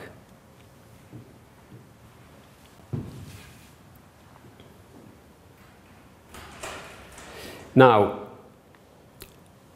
there are different kinds of ambiguities. Okay, so here we have, I mean, what was the cake with this in the spoon in the sentence? The children ate the cake with a spoon, or is this the instrument of eating? Yes, so we've seen this kind of ambiguities before, but there are some other things which are a little bit more subtle, like the horse raced past the barn fell. Okay, so in this case, there is a reading, full sentence reading that ends here after the barn, yes? So the horse raced past the barn, but if you see the whole sentence, you know, if you add this element fell, suddenly the meaning changes. So these are called garden path sentences. You know, the beginning suggests something different. It leads you on a garden path. So in this case, what we have is, you know, the reading that this is essentially the noun phrase ends here, and this horse, which was raced past the barn, this horse fell. So the, you know, the abstract of this sentence would be the horse fell. Is the book on the table, or is the book on the table read? Okay, again, there could be one sentence here and another sentence that ends here. So these are called garden path sentences. And the reason they are interesting is that you have, I mean, basically you need to account for these kind of phenomena when you build a parser, because you can't tell the parser to finish, okay, once you have a sentence, all right? You build a sentence here, so you're basically doing very well parsing, you know, this string, but suddenly here you have to revise almost everything, yes? Now no longer you have a verb phrase here, you don't have a sentence, you have to then reanalyze all the preceding words and put them together as a noun phrase. So you have to, so basically you can't disambiguate your parse. You can't make commitments in your parsing too fast. Another concept, all right, which is ungrammaticality versus semantic abnormality. This is not an English sentence. Yes, this just doesn't make any sense grammatically. Slept children thee. I mean, it's just garbled collection of words, yes? On the other hand, we can assign a parse to it, yes? I mean, it semantically doesn't make sense. I mean, that was sort of a Chomsky example of the fact that grammar is independent of meaning, yes? So that, yes, we can, I mean, we can judge this sentence to be grammatical despite the fact that semantically doesn't make any sense. Similarly, this sentence is perfectly grammatical, but we know that cats don't bark.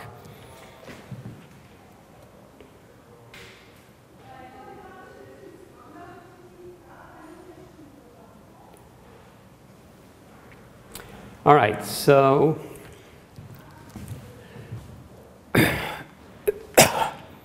what else goes into building a representation?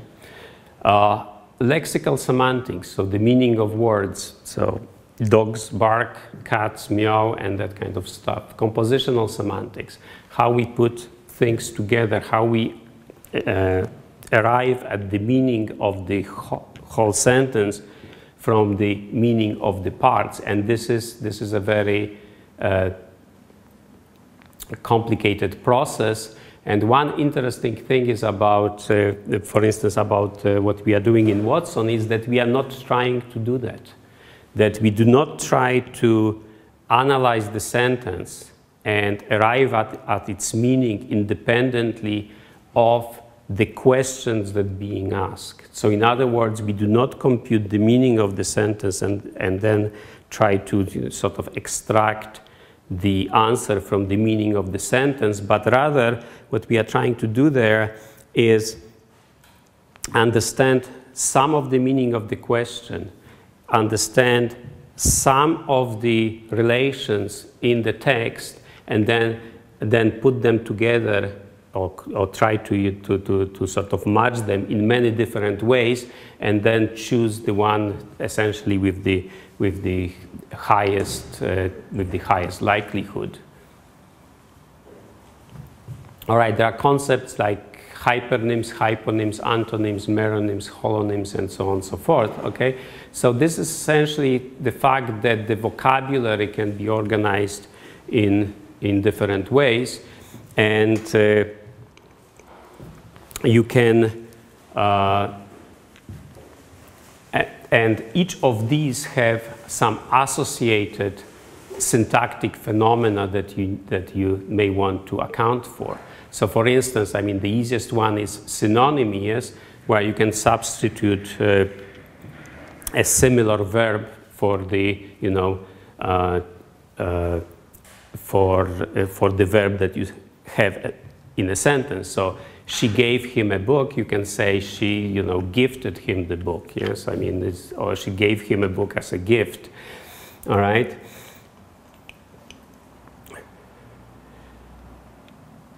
Homonyms, things that look the same but mean different things. They are ambiguous in some ways. And again, I mean, this has to be something that has to be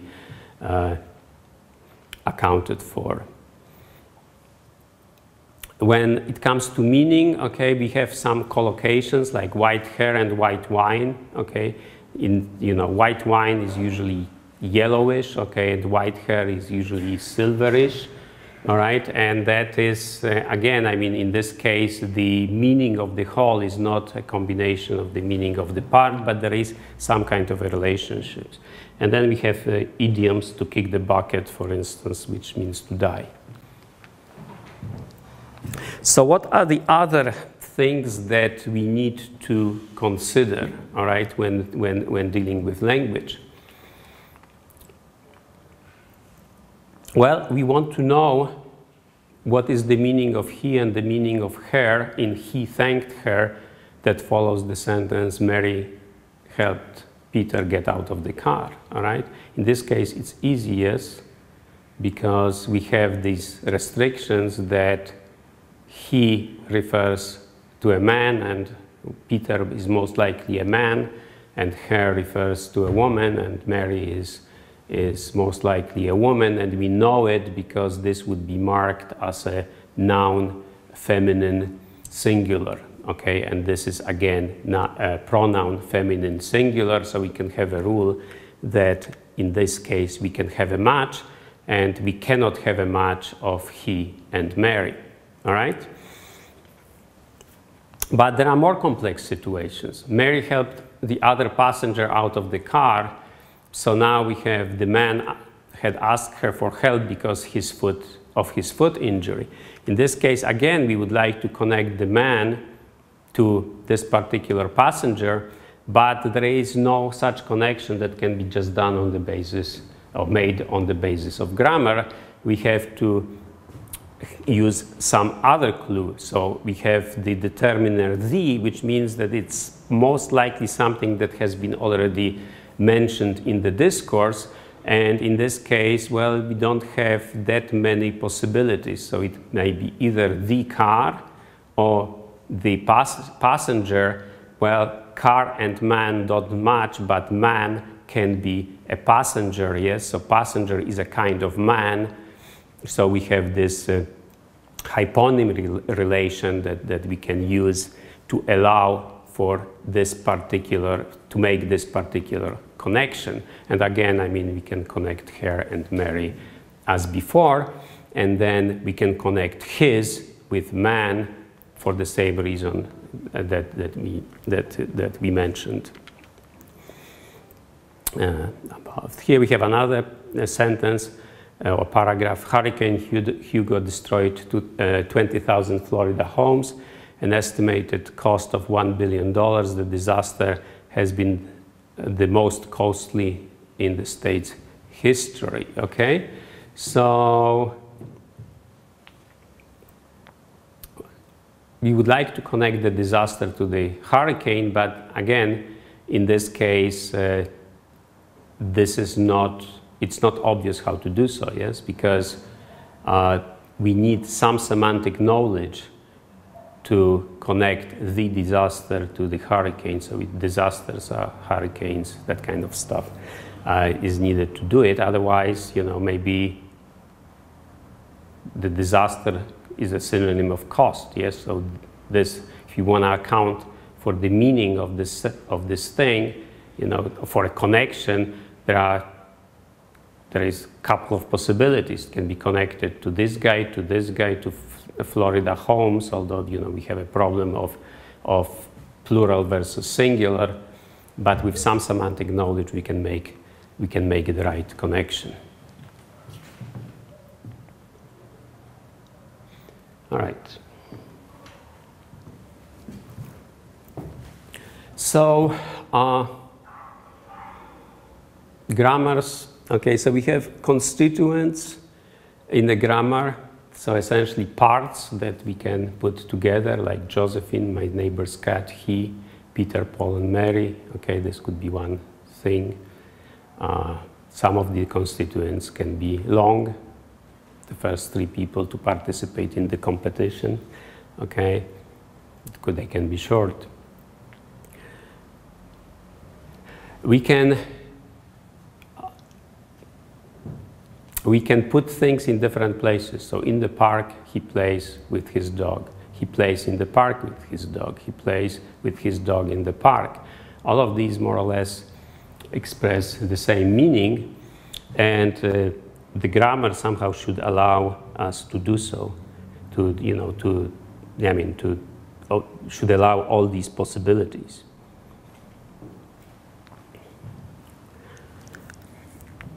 So what are the main, the concepts? Okay, the main concepts in the context-free grammar are terminals and non-terminals. So terminals are the things like the words that you're gonna use. Okay, so these are symbols that go directly into the dictionary. So a noun such as a dog, Mary, Paul, Peter would be terminals, and non-terminals would be the things that you can expand further, like a noun phrase. All right. And parsing is the process of mapping from a string of words to one or more parsed trees. All right. So that's the definition. So we will account for declarative and imperative sentences. So imperative sentence is very easy. It's essentially a sentence that has a verb phrase.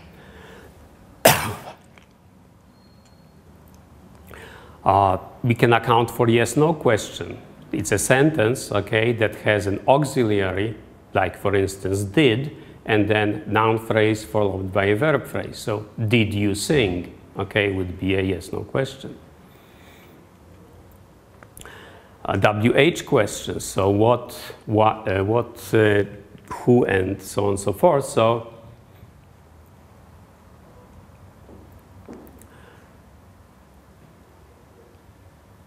what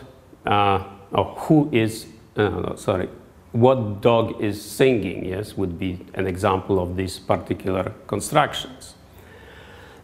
And then you can have a construction like this, where you can have some adverbial phrase or prepositional phrase, and then followed by the sentence, which we could write as S, followed by PP, comma, perhaps, followed by a sentence.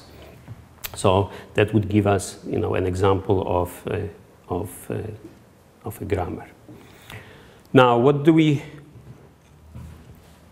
are the possibilities for the noun phrase? Well, we have to account for some of these determiners like A and D, and these more complex one quantifiers like those, any, some. Not all nouns have determiners, like dinner doesn't. I ate my dinner, or I ate dinner. All quantifier. There are numbers, okay, 5, 7, 1, 2. There are some modifiers like a little. I ate a little of my dinner. First class fare, non-stop flight, so all these kind of modifications has to be allowed. So we could essentially codify it in this expression, okay? Noun phrase consists of a determiner, some cardinal or ordinal or quantifier, or this kind of a phrase, okay, adverbial phrase, followed by a nominal or a noun, whatever we want to put here. Now, we use these parentheses to state that these things are optional. They don't have to be there, but if they are, the grammar will allow us to say it. Oops. Then we have to account for post modifiers. All right, so stopovers for delta 751. Okay, so we have a post modifier here, 7551. Sorry. All right, and we also have a post modifier of stopover, which is this phrase. All right. Then we have, you know, these things like, you know, from Cleveland to Newark. All right, so we have to, how do we account for that? Well, we write that a nominal can have another nominal, okay, any stopover, and then followed by a prepositional phrase and maybe some additional prepositional phrases.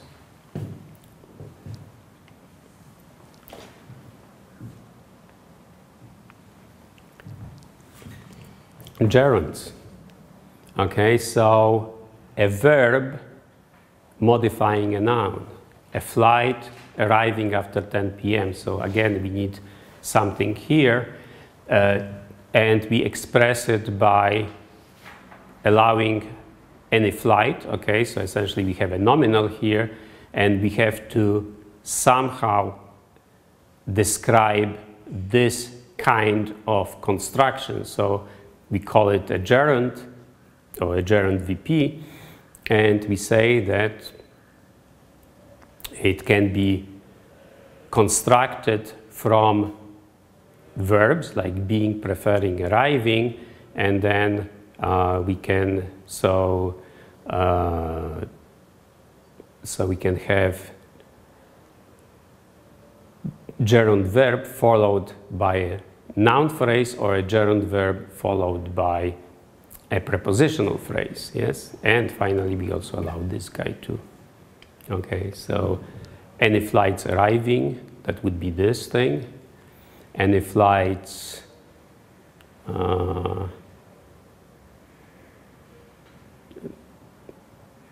arriving, I don't know what would be NP here, arriving late, well, that would be adverbial.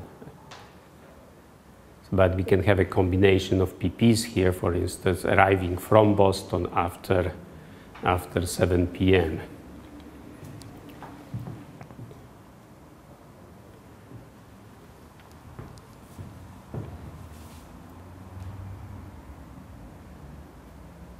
So ED forms, dinner served. So served is essentially a verb that modifies this dinner. And again, we would probably need to write some rules that would account for these. Similarly for aircraft used by this flight, and in this case we have a complex verb phrase. So what else do we need to account for? A flight that serves breakfast. Okay, so we have this complement that serves breakfast. Flights that leave in the morning, again, a complement. So a more complex complement, and this can be, encoded as a relative clause, which is a verb phrase preceded by who or that.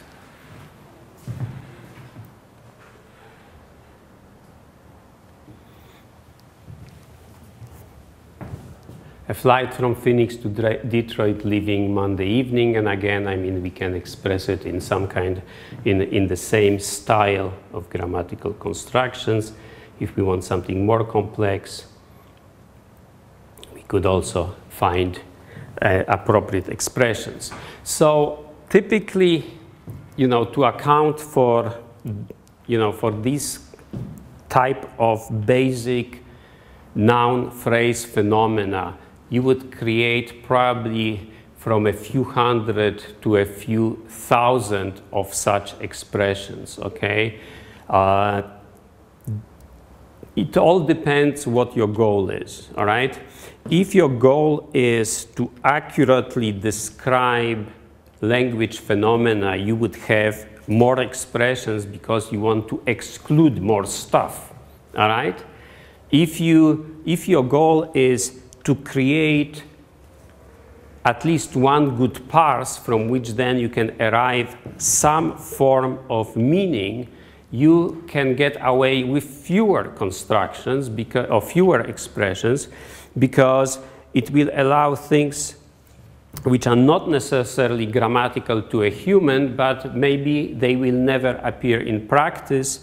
And maybe if they appear in practice, it doesn't matter if, say, the prepositional phrase attachment is done correctly, okay? Because maybe, you really don't use it in your text mining application. Maybe you really don't care about certain types of prepositional phrases. Maybe you care about time, but you don't care about manner. So catching,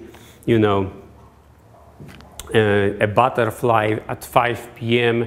in the garden, okay, with a net, the only thing you care about is that it was a butterfly and that it was at 5 p.m., but you really don't care about how it was done and where it was done.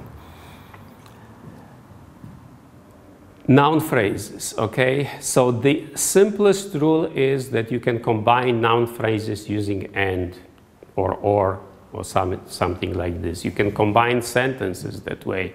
And similarly, you can do it for verb phrases and maybe, adjectives and so on and so forth, black and white, yes? However, in practice, if you want to account for semantic phenomena, these descriptions would be much, much more complex. So, if you want to, a Polish linguist who lives in Australia actually had a bunch of very nice articles and books where she described different meanings of different coordinate constructions. Her name is Anna Wierzbicka. All right. Now, all right. What we saw before, yes, is essentially a way of putting nouns, perhaps with prepositions, to form prepositional phrases or noun phrases, yes, to put nouns with verb to form verb phrases. So essentially, it allows us to do the scaffolding on which we can, sort of create this tree and account for all the elements of the sentence. But it would also allow us to I mean, we didn't say anything about the agreement, yes, about plurals and singulars and that kind of stuff. And we have two ways of doing it. We can either do it explicitly, for instance, introduce the concept of a verb in singular, yes, and a verb in plural, so essentially have two kinds of verbs, okay, and do it also for nouns. And the cost of doing it would be that the grammar would have to account for all possible combinations, yes? So some of them would be allowed, some of them would not, but it would be a huge grammar. So instead, to deal with agreement, we do it differently, okay? So instead of having something like this, third person singular auxiliary followed by third person singular noun phrase followed by a verb phrase, okay? We're gonna do it differently. This is, you know, this would multiply the number of rules by a couple of orders of magnitude. So this is something we do not want, okay? This is an example where, you know, yes, we can do it, but that's something that creates very, very ugly grammars. These are not so easily readable, I mean, compared to just having S goes into NP followed by a VP. So that's what is something what we don't want. Still, we want to account for the agreement. So another way, okay, so if we were to follow that path, we would have, again, the multiplication of NP goes into the nominal, and the grammar, you know, the size of the grammar would grow and grow. So we would have what is called a combinatorial explosion, okay? And the solution to it is parametrization with feature structures. So we're gonna talk about some of. Tomorrow, I will be talking about unification and feature structures, right? After we talk about context-free parsing. So, feature structure will be essentially something that we add to the context-free grammar, and then we will say that, you know, that the singular verb has to agree with singular noun, and that process of, you know, of seeing if there is an agreement or if there is no agreement will be called unification, all right?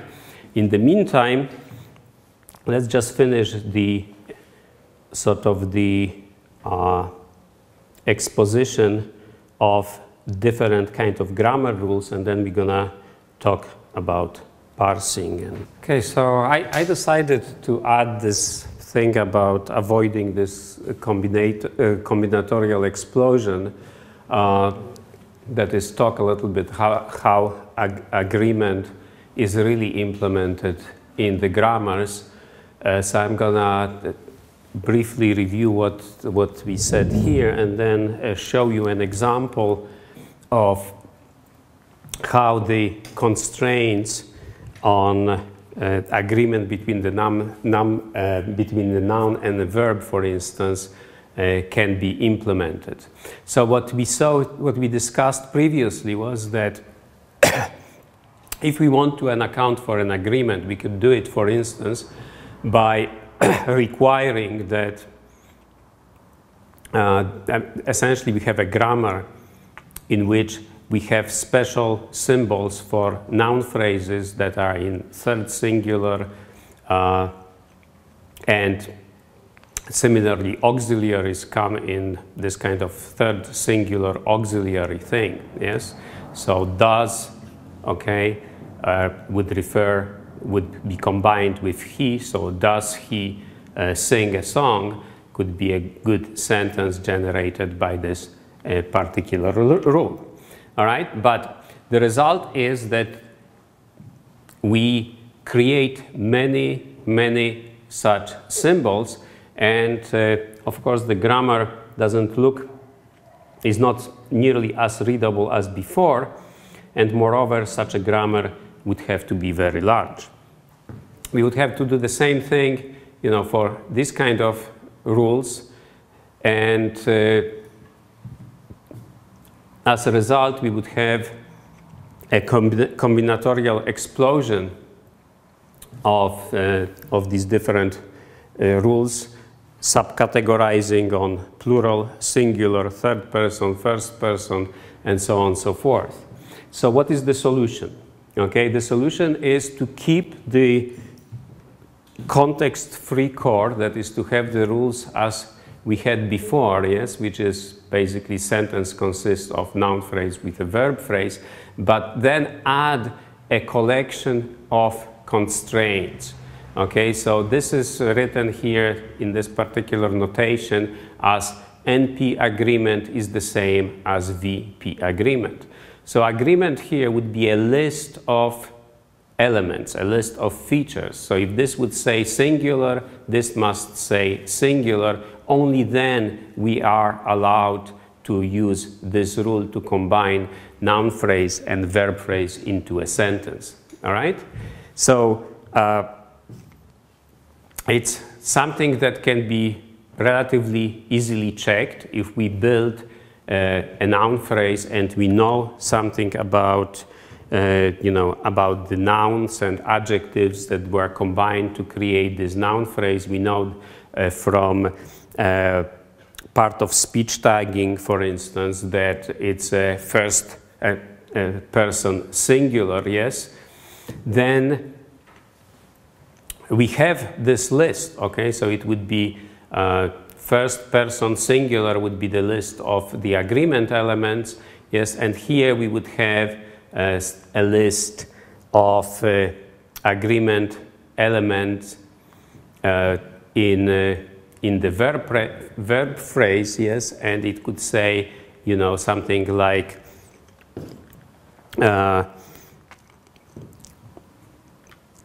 singular, okay, or maybe it would say non-third person, okay, or first and person singular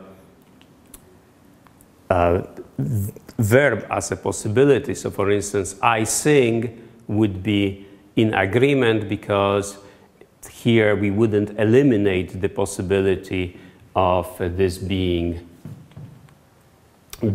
a first person. On the other hand, if we have here he sings, yes, he would be the third person, and then a verb phrase would have a completely unambiguous set of features which would say, you know, third person singular. In this case, this agreement would be just the equality. In general, it is not the equality, it's just lack of contradiction that's used to check this equality. Similarly for these sentences, does this flight serve a breakfast? Do these flights serve breakfast? Okay, so in this case, essentially, the condition is that the agreement happens between the auxiliary and the noun phrase. Okay, this flight, these flights. So if this is singular, this has to be singular. If this is plural, this has to be plural. So as you see, this is much more elegant, okay? So we still have the grammar that looks like before, okay? So sentence goes into noun phrase, verb phrase, sentence goes into the noun phrase, into the auxiliary noun phrase and verb phrase. And in addition, we have these rules which I needed, you know, to account for grammaticality, but they essentially simply provide a set of an additional constraints. They do not talk about the structure. They talk about the properties of the elements that we combine into the structure. Now, as I said before, okay, this is not an equality. Okay, this is lack of contradiction, and this process of creating this collection of agreement elements and checking whether this agreement really happens is called unification, and I will talk about it tomorrow. So that was supposed to be part of tomorrow's lecture, but I think it's good that, that we sort of clarify this thing about combinatorial explosion.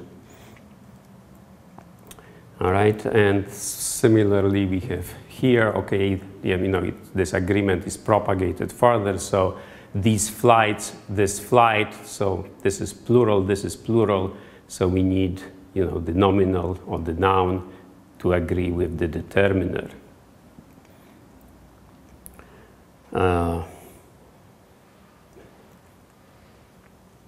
Okay, so verb agreement number is plural. Okay, so serve comes as a verb in a dictionary, and you know, and in this case, it has the property being plural. In the dictionary, okay, serves would have the feature or the property being singular, and then when we combine it into something bigger, this, I mean, these things gonna propagate to the respective verb phrases. Now, that's gonna be the topic. How this is exactly done is gonna be shown tomorrow. Yes? I have a question, but I would like to express it in Polish. Okay. No to... Komunikacja, sprawa może pełna. Tak. Pytanie, czy tam gdzieś potem się pojawiają jakieś koncepcje hierarchiczne, jakieś gramatyki, tam, że metazmienne? Też się pojawiają, tak. Tak, pojawiają się, szczególnie w takich bardziej lingwistycznie motywowanych gramatykach, tak. Dziękuję. Okay.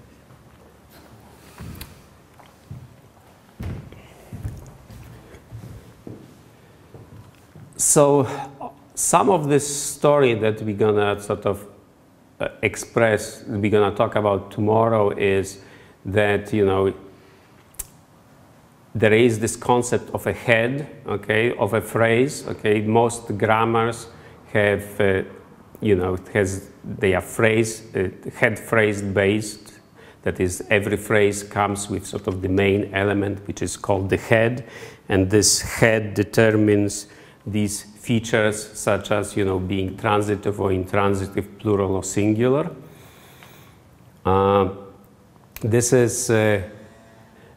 This rule here essentially says that the head feature of the verb propagates to the head feature of the verb phrase, all right? And this says, for instance, that, you know, if the verb is intransitive, then this is gonna be, the head subcategorization feature will be intransitive. What else can be? All right, here, essentially what we are saying that only when you have a head whose subcategorization is transitive, yes, we can form a verb phrase consisting of a verb and a noun phrase, all right?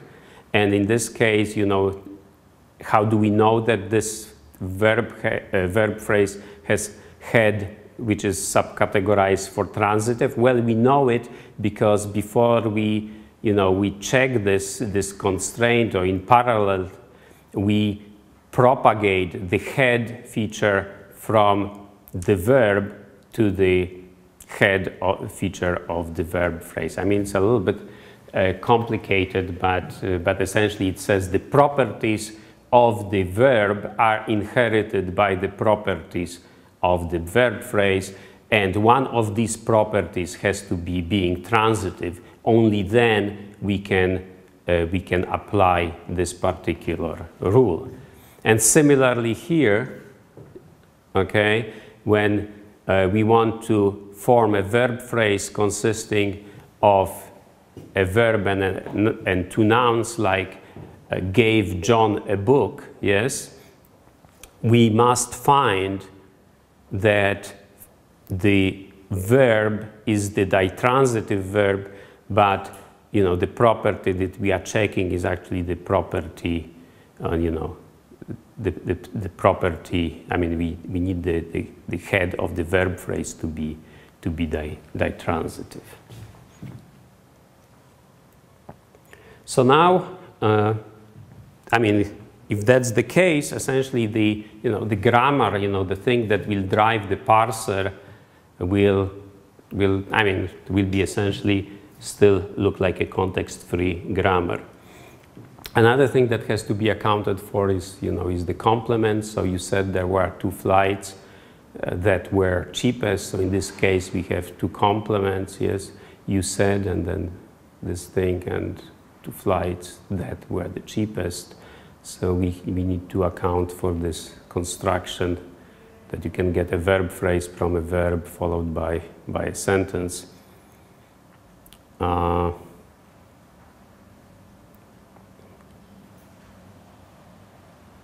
And another way, of forming a verb phrase followed by another verb phrase. So want to fly. I'm trying to find. Okay, so this is a verb phrase, and we have a verb followed by this very long verb phrase.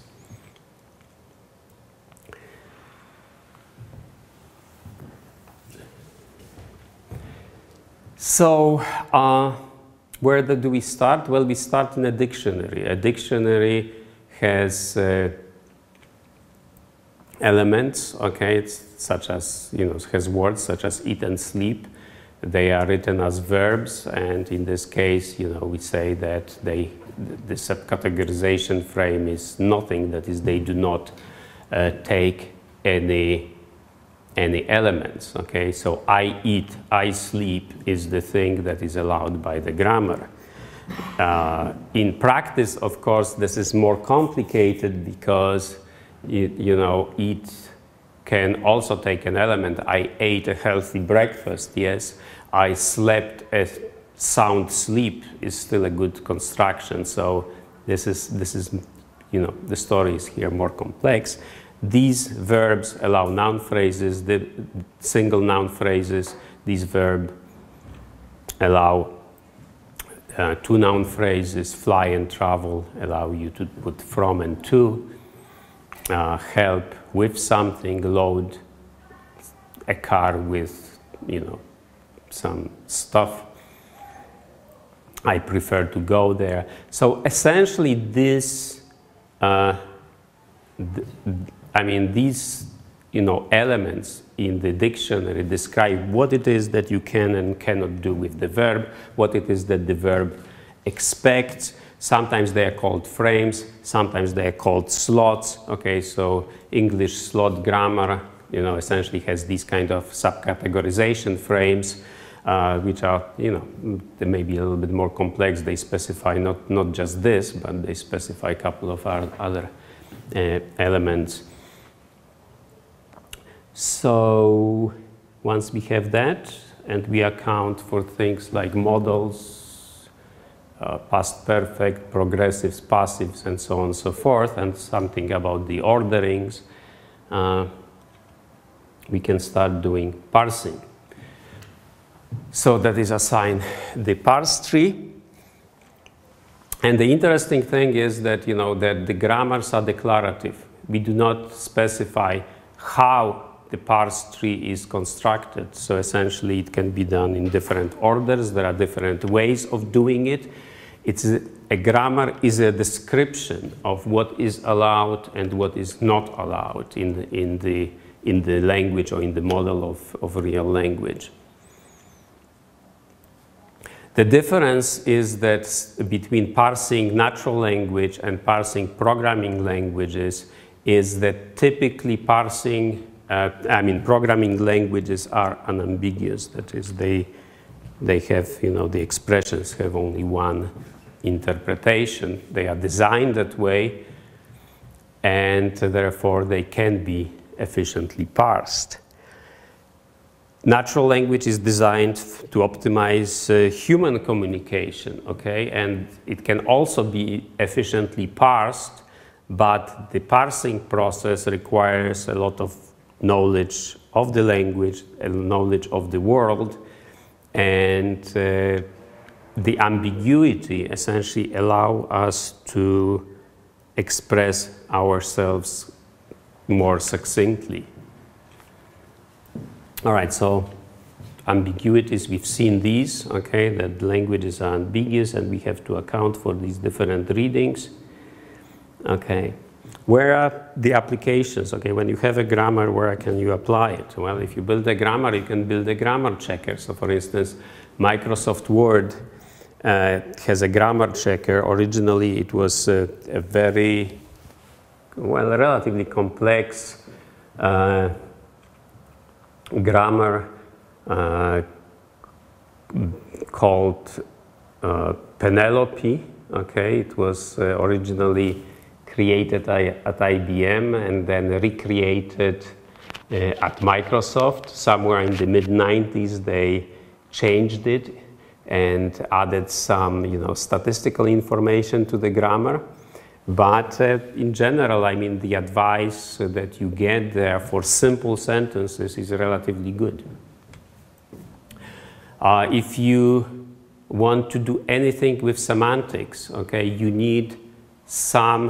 you have to assign some structure to the text, and for that you use a parse tree. Maybe you don't need to parse the whole thing, but you do need to assign at least part of the structure.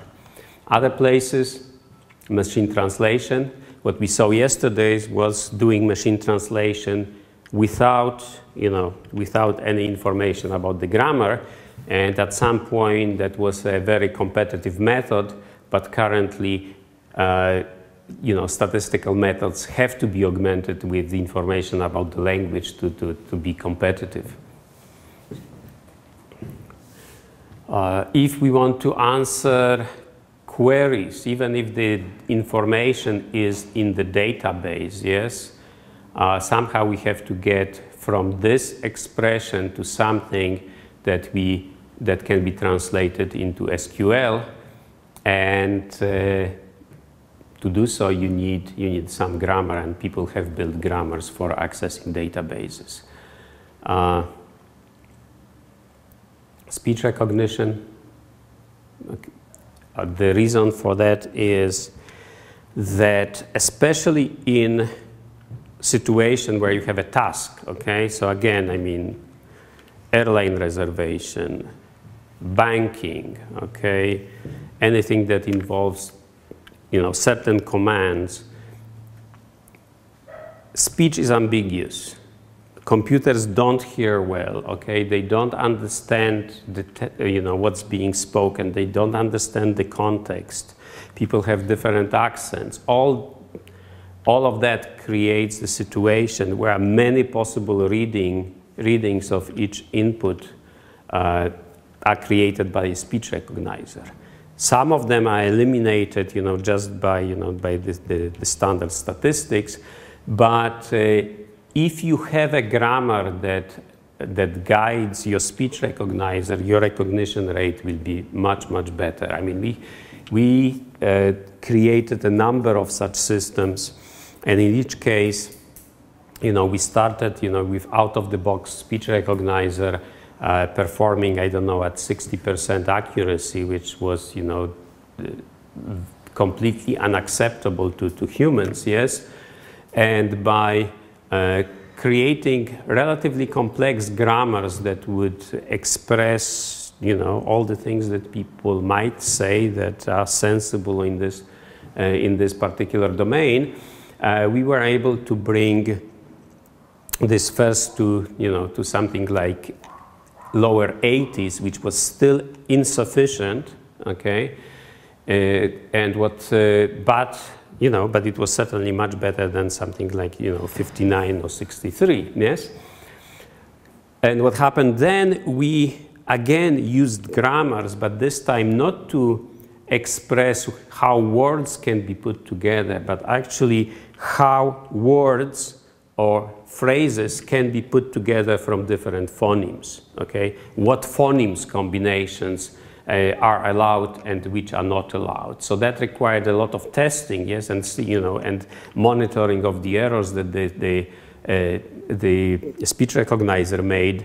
But the technique was exactly the same. That is, instead of having noun phrases and verb phrases consisting of, nouns with prepositions or verbs with complements, we had, noun phrases or nouns consisting of certain combinations of phonemes, yes? And that was sufficient to, to bring the performance to about, 85, 87%. And amazing thing that happens is that somewhere around 85%, all right,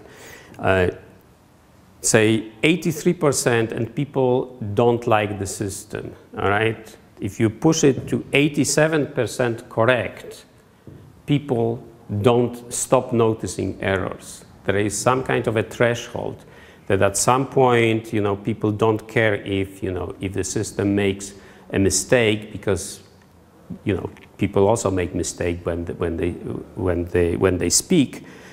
And in our experience, that was somewhere, around 85%. There was some kind of a phase transition that, below that threshold, we were getting not so great reviews of the system. And after we crossed this threshold, we were getting amazingly good reviews. I mean, that the system is indistinguishable from from talking to a human. That was definitely not the case, but nevertheless, that's what some of the reviews were saying. So people were very pleased with the results. All right, so let's assume we have a grammar, yes, and then what it is that we can do with this grammar. How can we, take a sentence and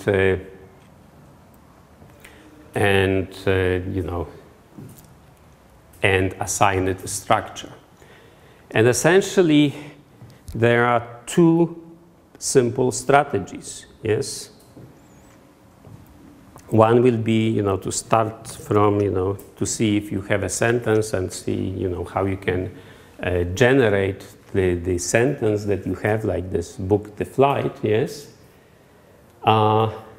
Or you can, look at all these words and go from bottom to the top and try to generate the sentence. So we're going to talk about top-down and bottom-up today. The real parsers do something a little bit more complicated, and we will cover it tomorrow. But today, let's just sort of analyze a little bit what the situation is and how these things work. So first of all, okay, if we have a simple sentence like book that flight, yes, we have two types of constraints, all right? One that come from the input string. Well, we have these words, and we have the word book that flight, and it's not book this flight, and it's not something else here or something else there. That is the constraint, yes? We also know something about, about these elements. That is, we know that book is a noun, and flight could be a noun, or and flight is also a noun. This could be a noun or a verb, all right? So, but in addition, we have constraints, the constraints that come from the grammar, and they specify how we can put things together, okay? So, for instance, the grammar does not allow us to put book and that together, yes? If we have, if we have, flight following that. I mean, it would be still a good expression, book that, yes, or book this. But then there is no account for the flight, because this, book can have only one argument.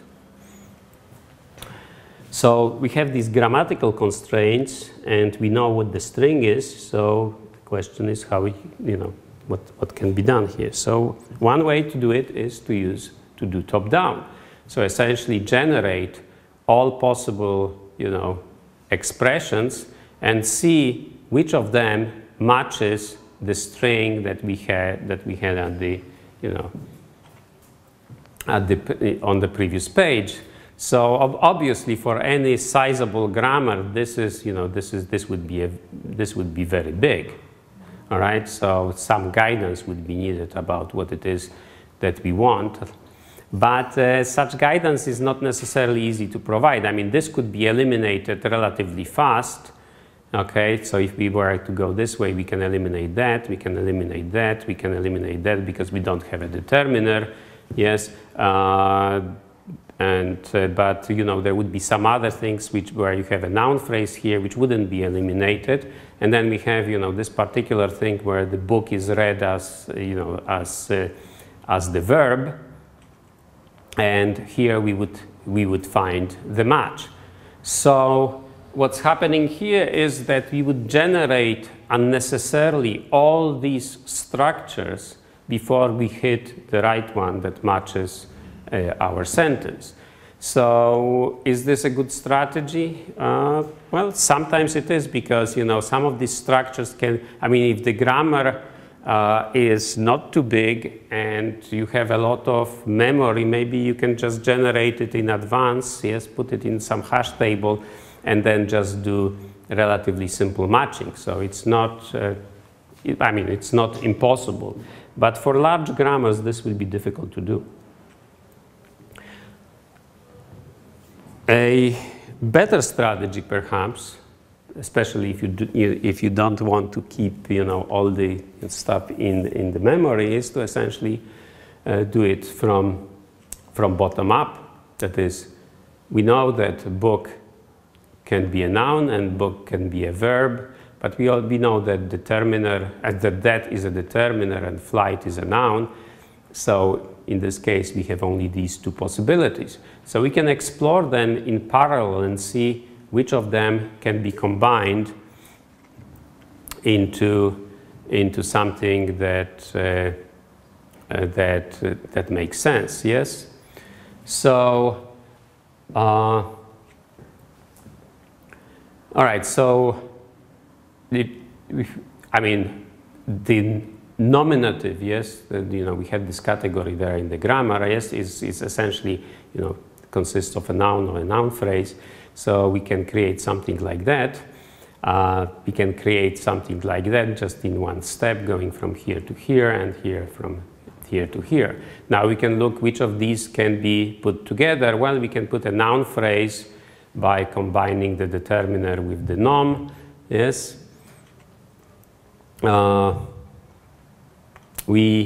Well, here nothing happened, okay, but the verb phrase could be, I mean, a verb can form a verb phrase, so we can essentially do this, but no structure that combines anything has been created in this part, yes? And finally here, what we have is that we combine that flight into a noun phrase. We have a verb, which is just hanging there. Now we have a rule that a verb phrase can consist of a verb and a noun phrase, and that essentially what allows us to account for this structure. So, or if we had a rule that sentence goes into VP NP, we could also do this using this particular structure that you see here. So we could have an S going into VP NP, and that would be also a valid parse. Typically, there is more than one parse, all right, and very often what you have to account for you have to take essentially a preferred reading based either on statistical properties or on some some additional constraints that you can add. So what's the difference? Well, in the top-down parser, okay, we essentially never explore trees that cannot result in a sentence. That is, the trees that contain the elements, the words in a sentence. But basically, we ignore everything until we reach the leaves. So we generate all these structures which are then abandoned. In the bottom up, it's just the reverse. You never spend effort on the trees that are not consistent with the input, but we construct useless subtrees that do not lead to the initial element, to a sentence. For instance, that was the subtrees that in which book was a noun. So we need some middle ground, and this middle ground is called chart parsing.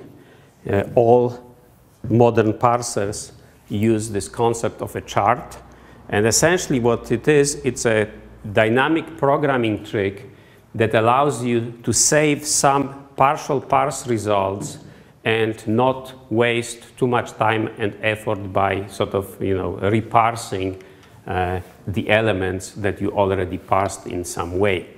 So we will talk about it today, but I think that's going to be the last slide of today's lecture.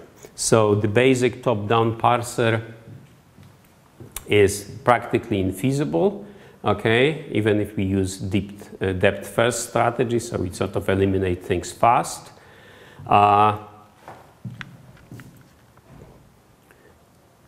What it would do, okay, if we were to do it, okay, so essentially what would happen is it would go here, this is inconsistent with the input, so it would return to here, then this would be inconsistent with the input, it would return here, go here, inconsistent, return, okay, and finally found this thing here, right? We will do something different, that is, we will, instead of doing that in a top-down, we will do a combination of top-down and bottom-up, and we will essentially start with some readings of book, yes, to guide us, but we will we will try to keep in mind what rules can be used to expand further, okay, what it is that can be applied. So that's the essence of the chart parsing. And obviously this is not something that should be clear from what I just said, but the idea is to use both, the grammar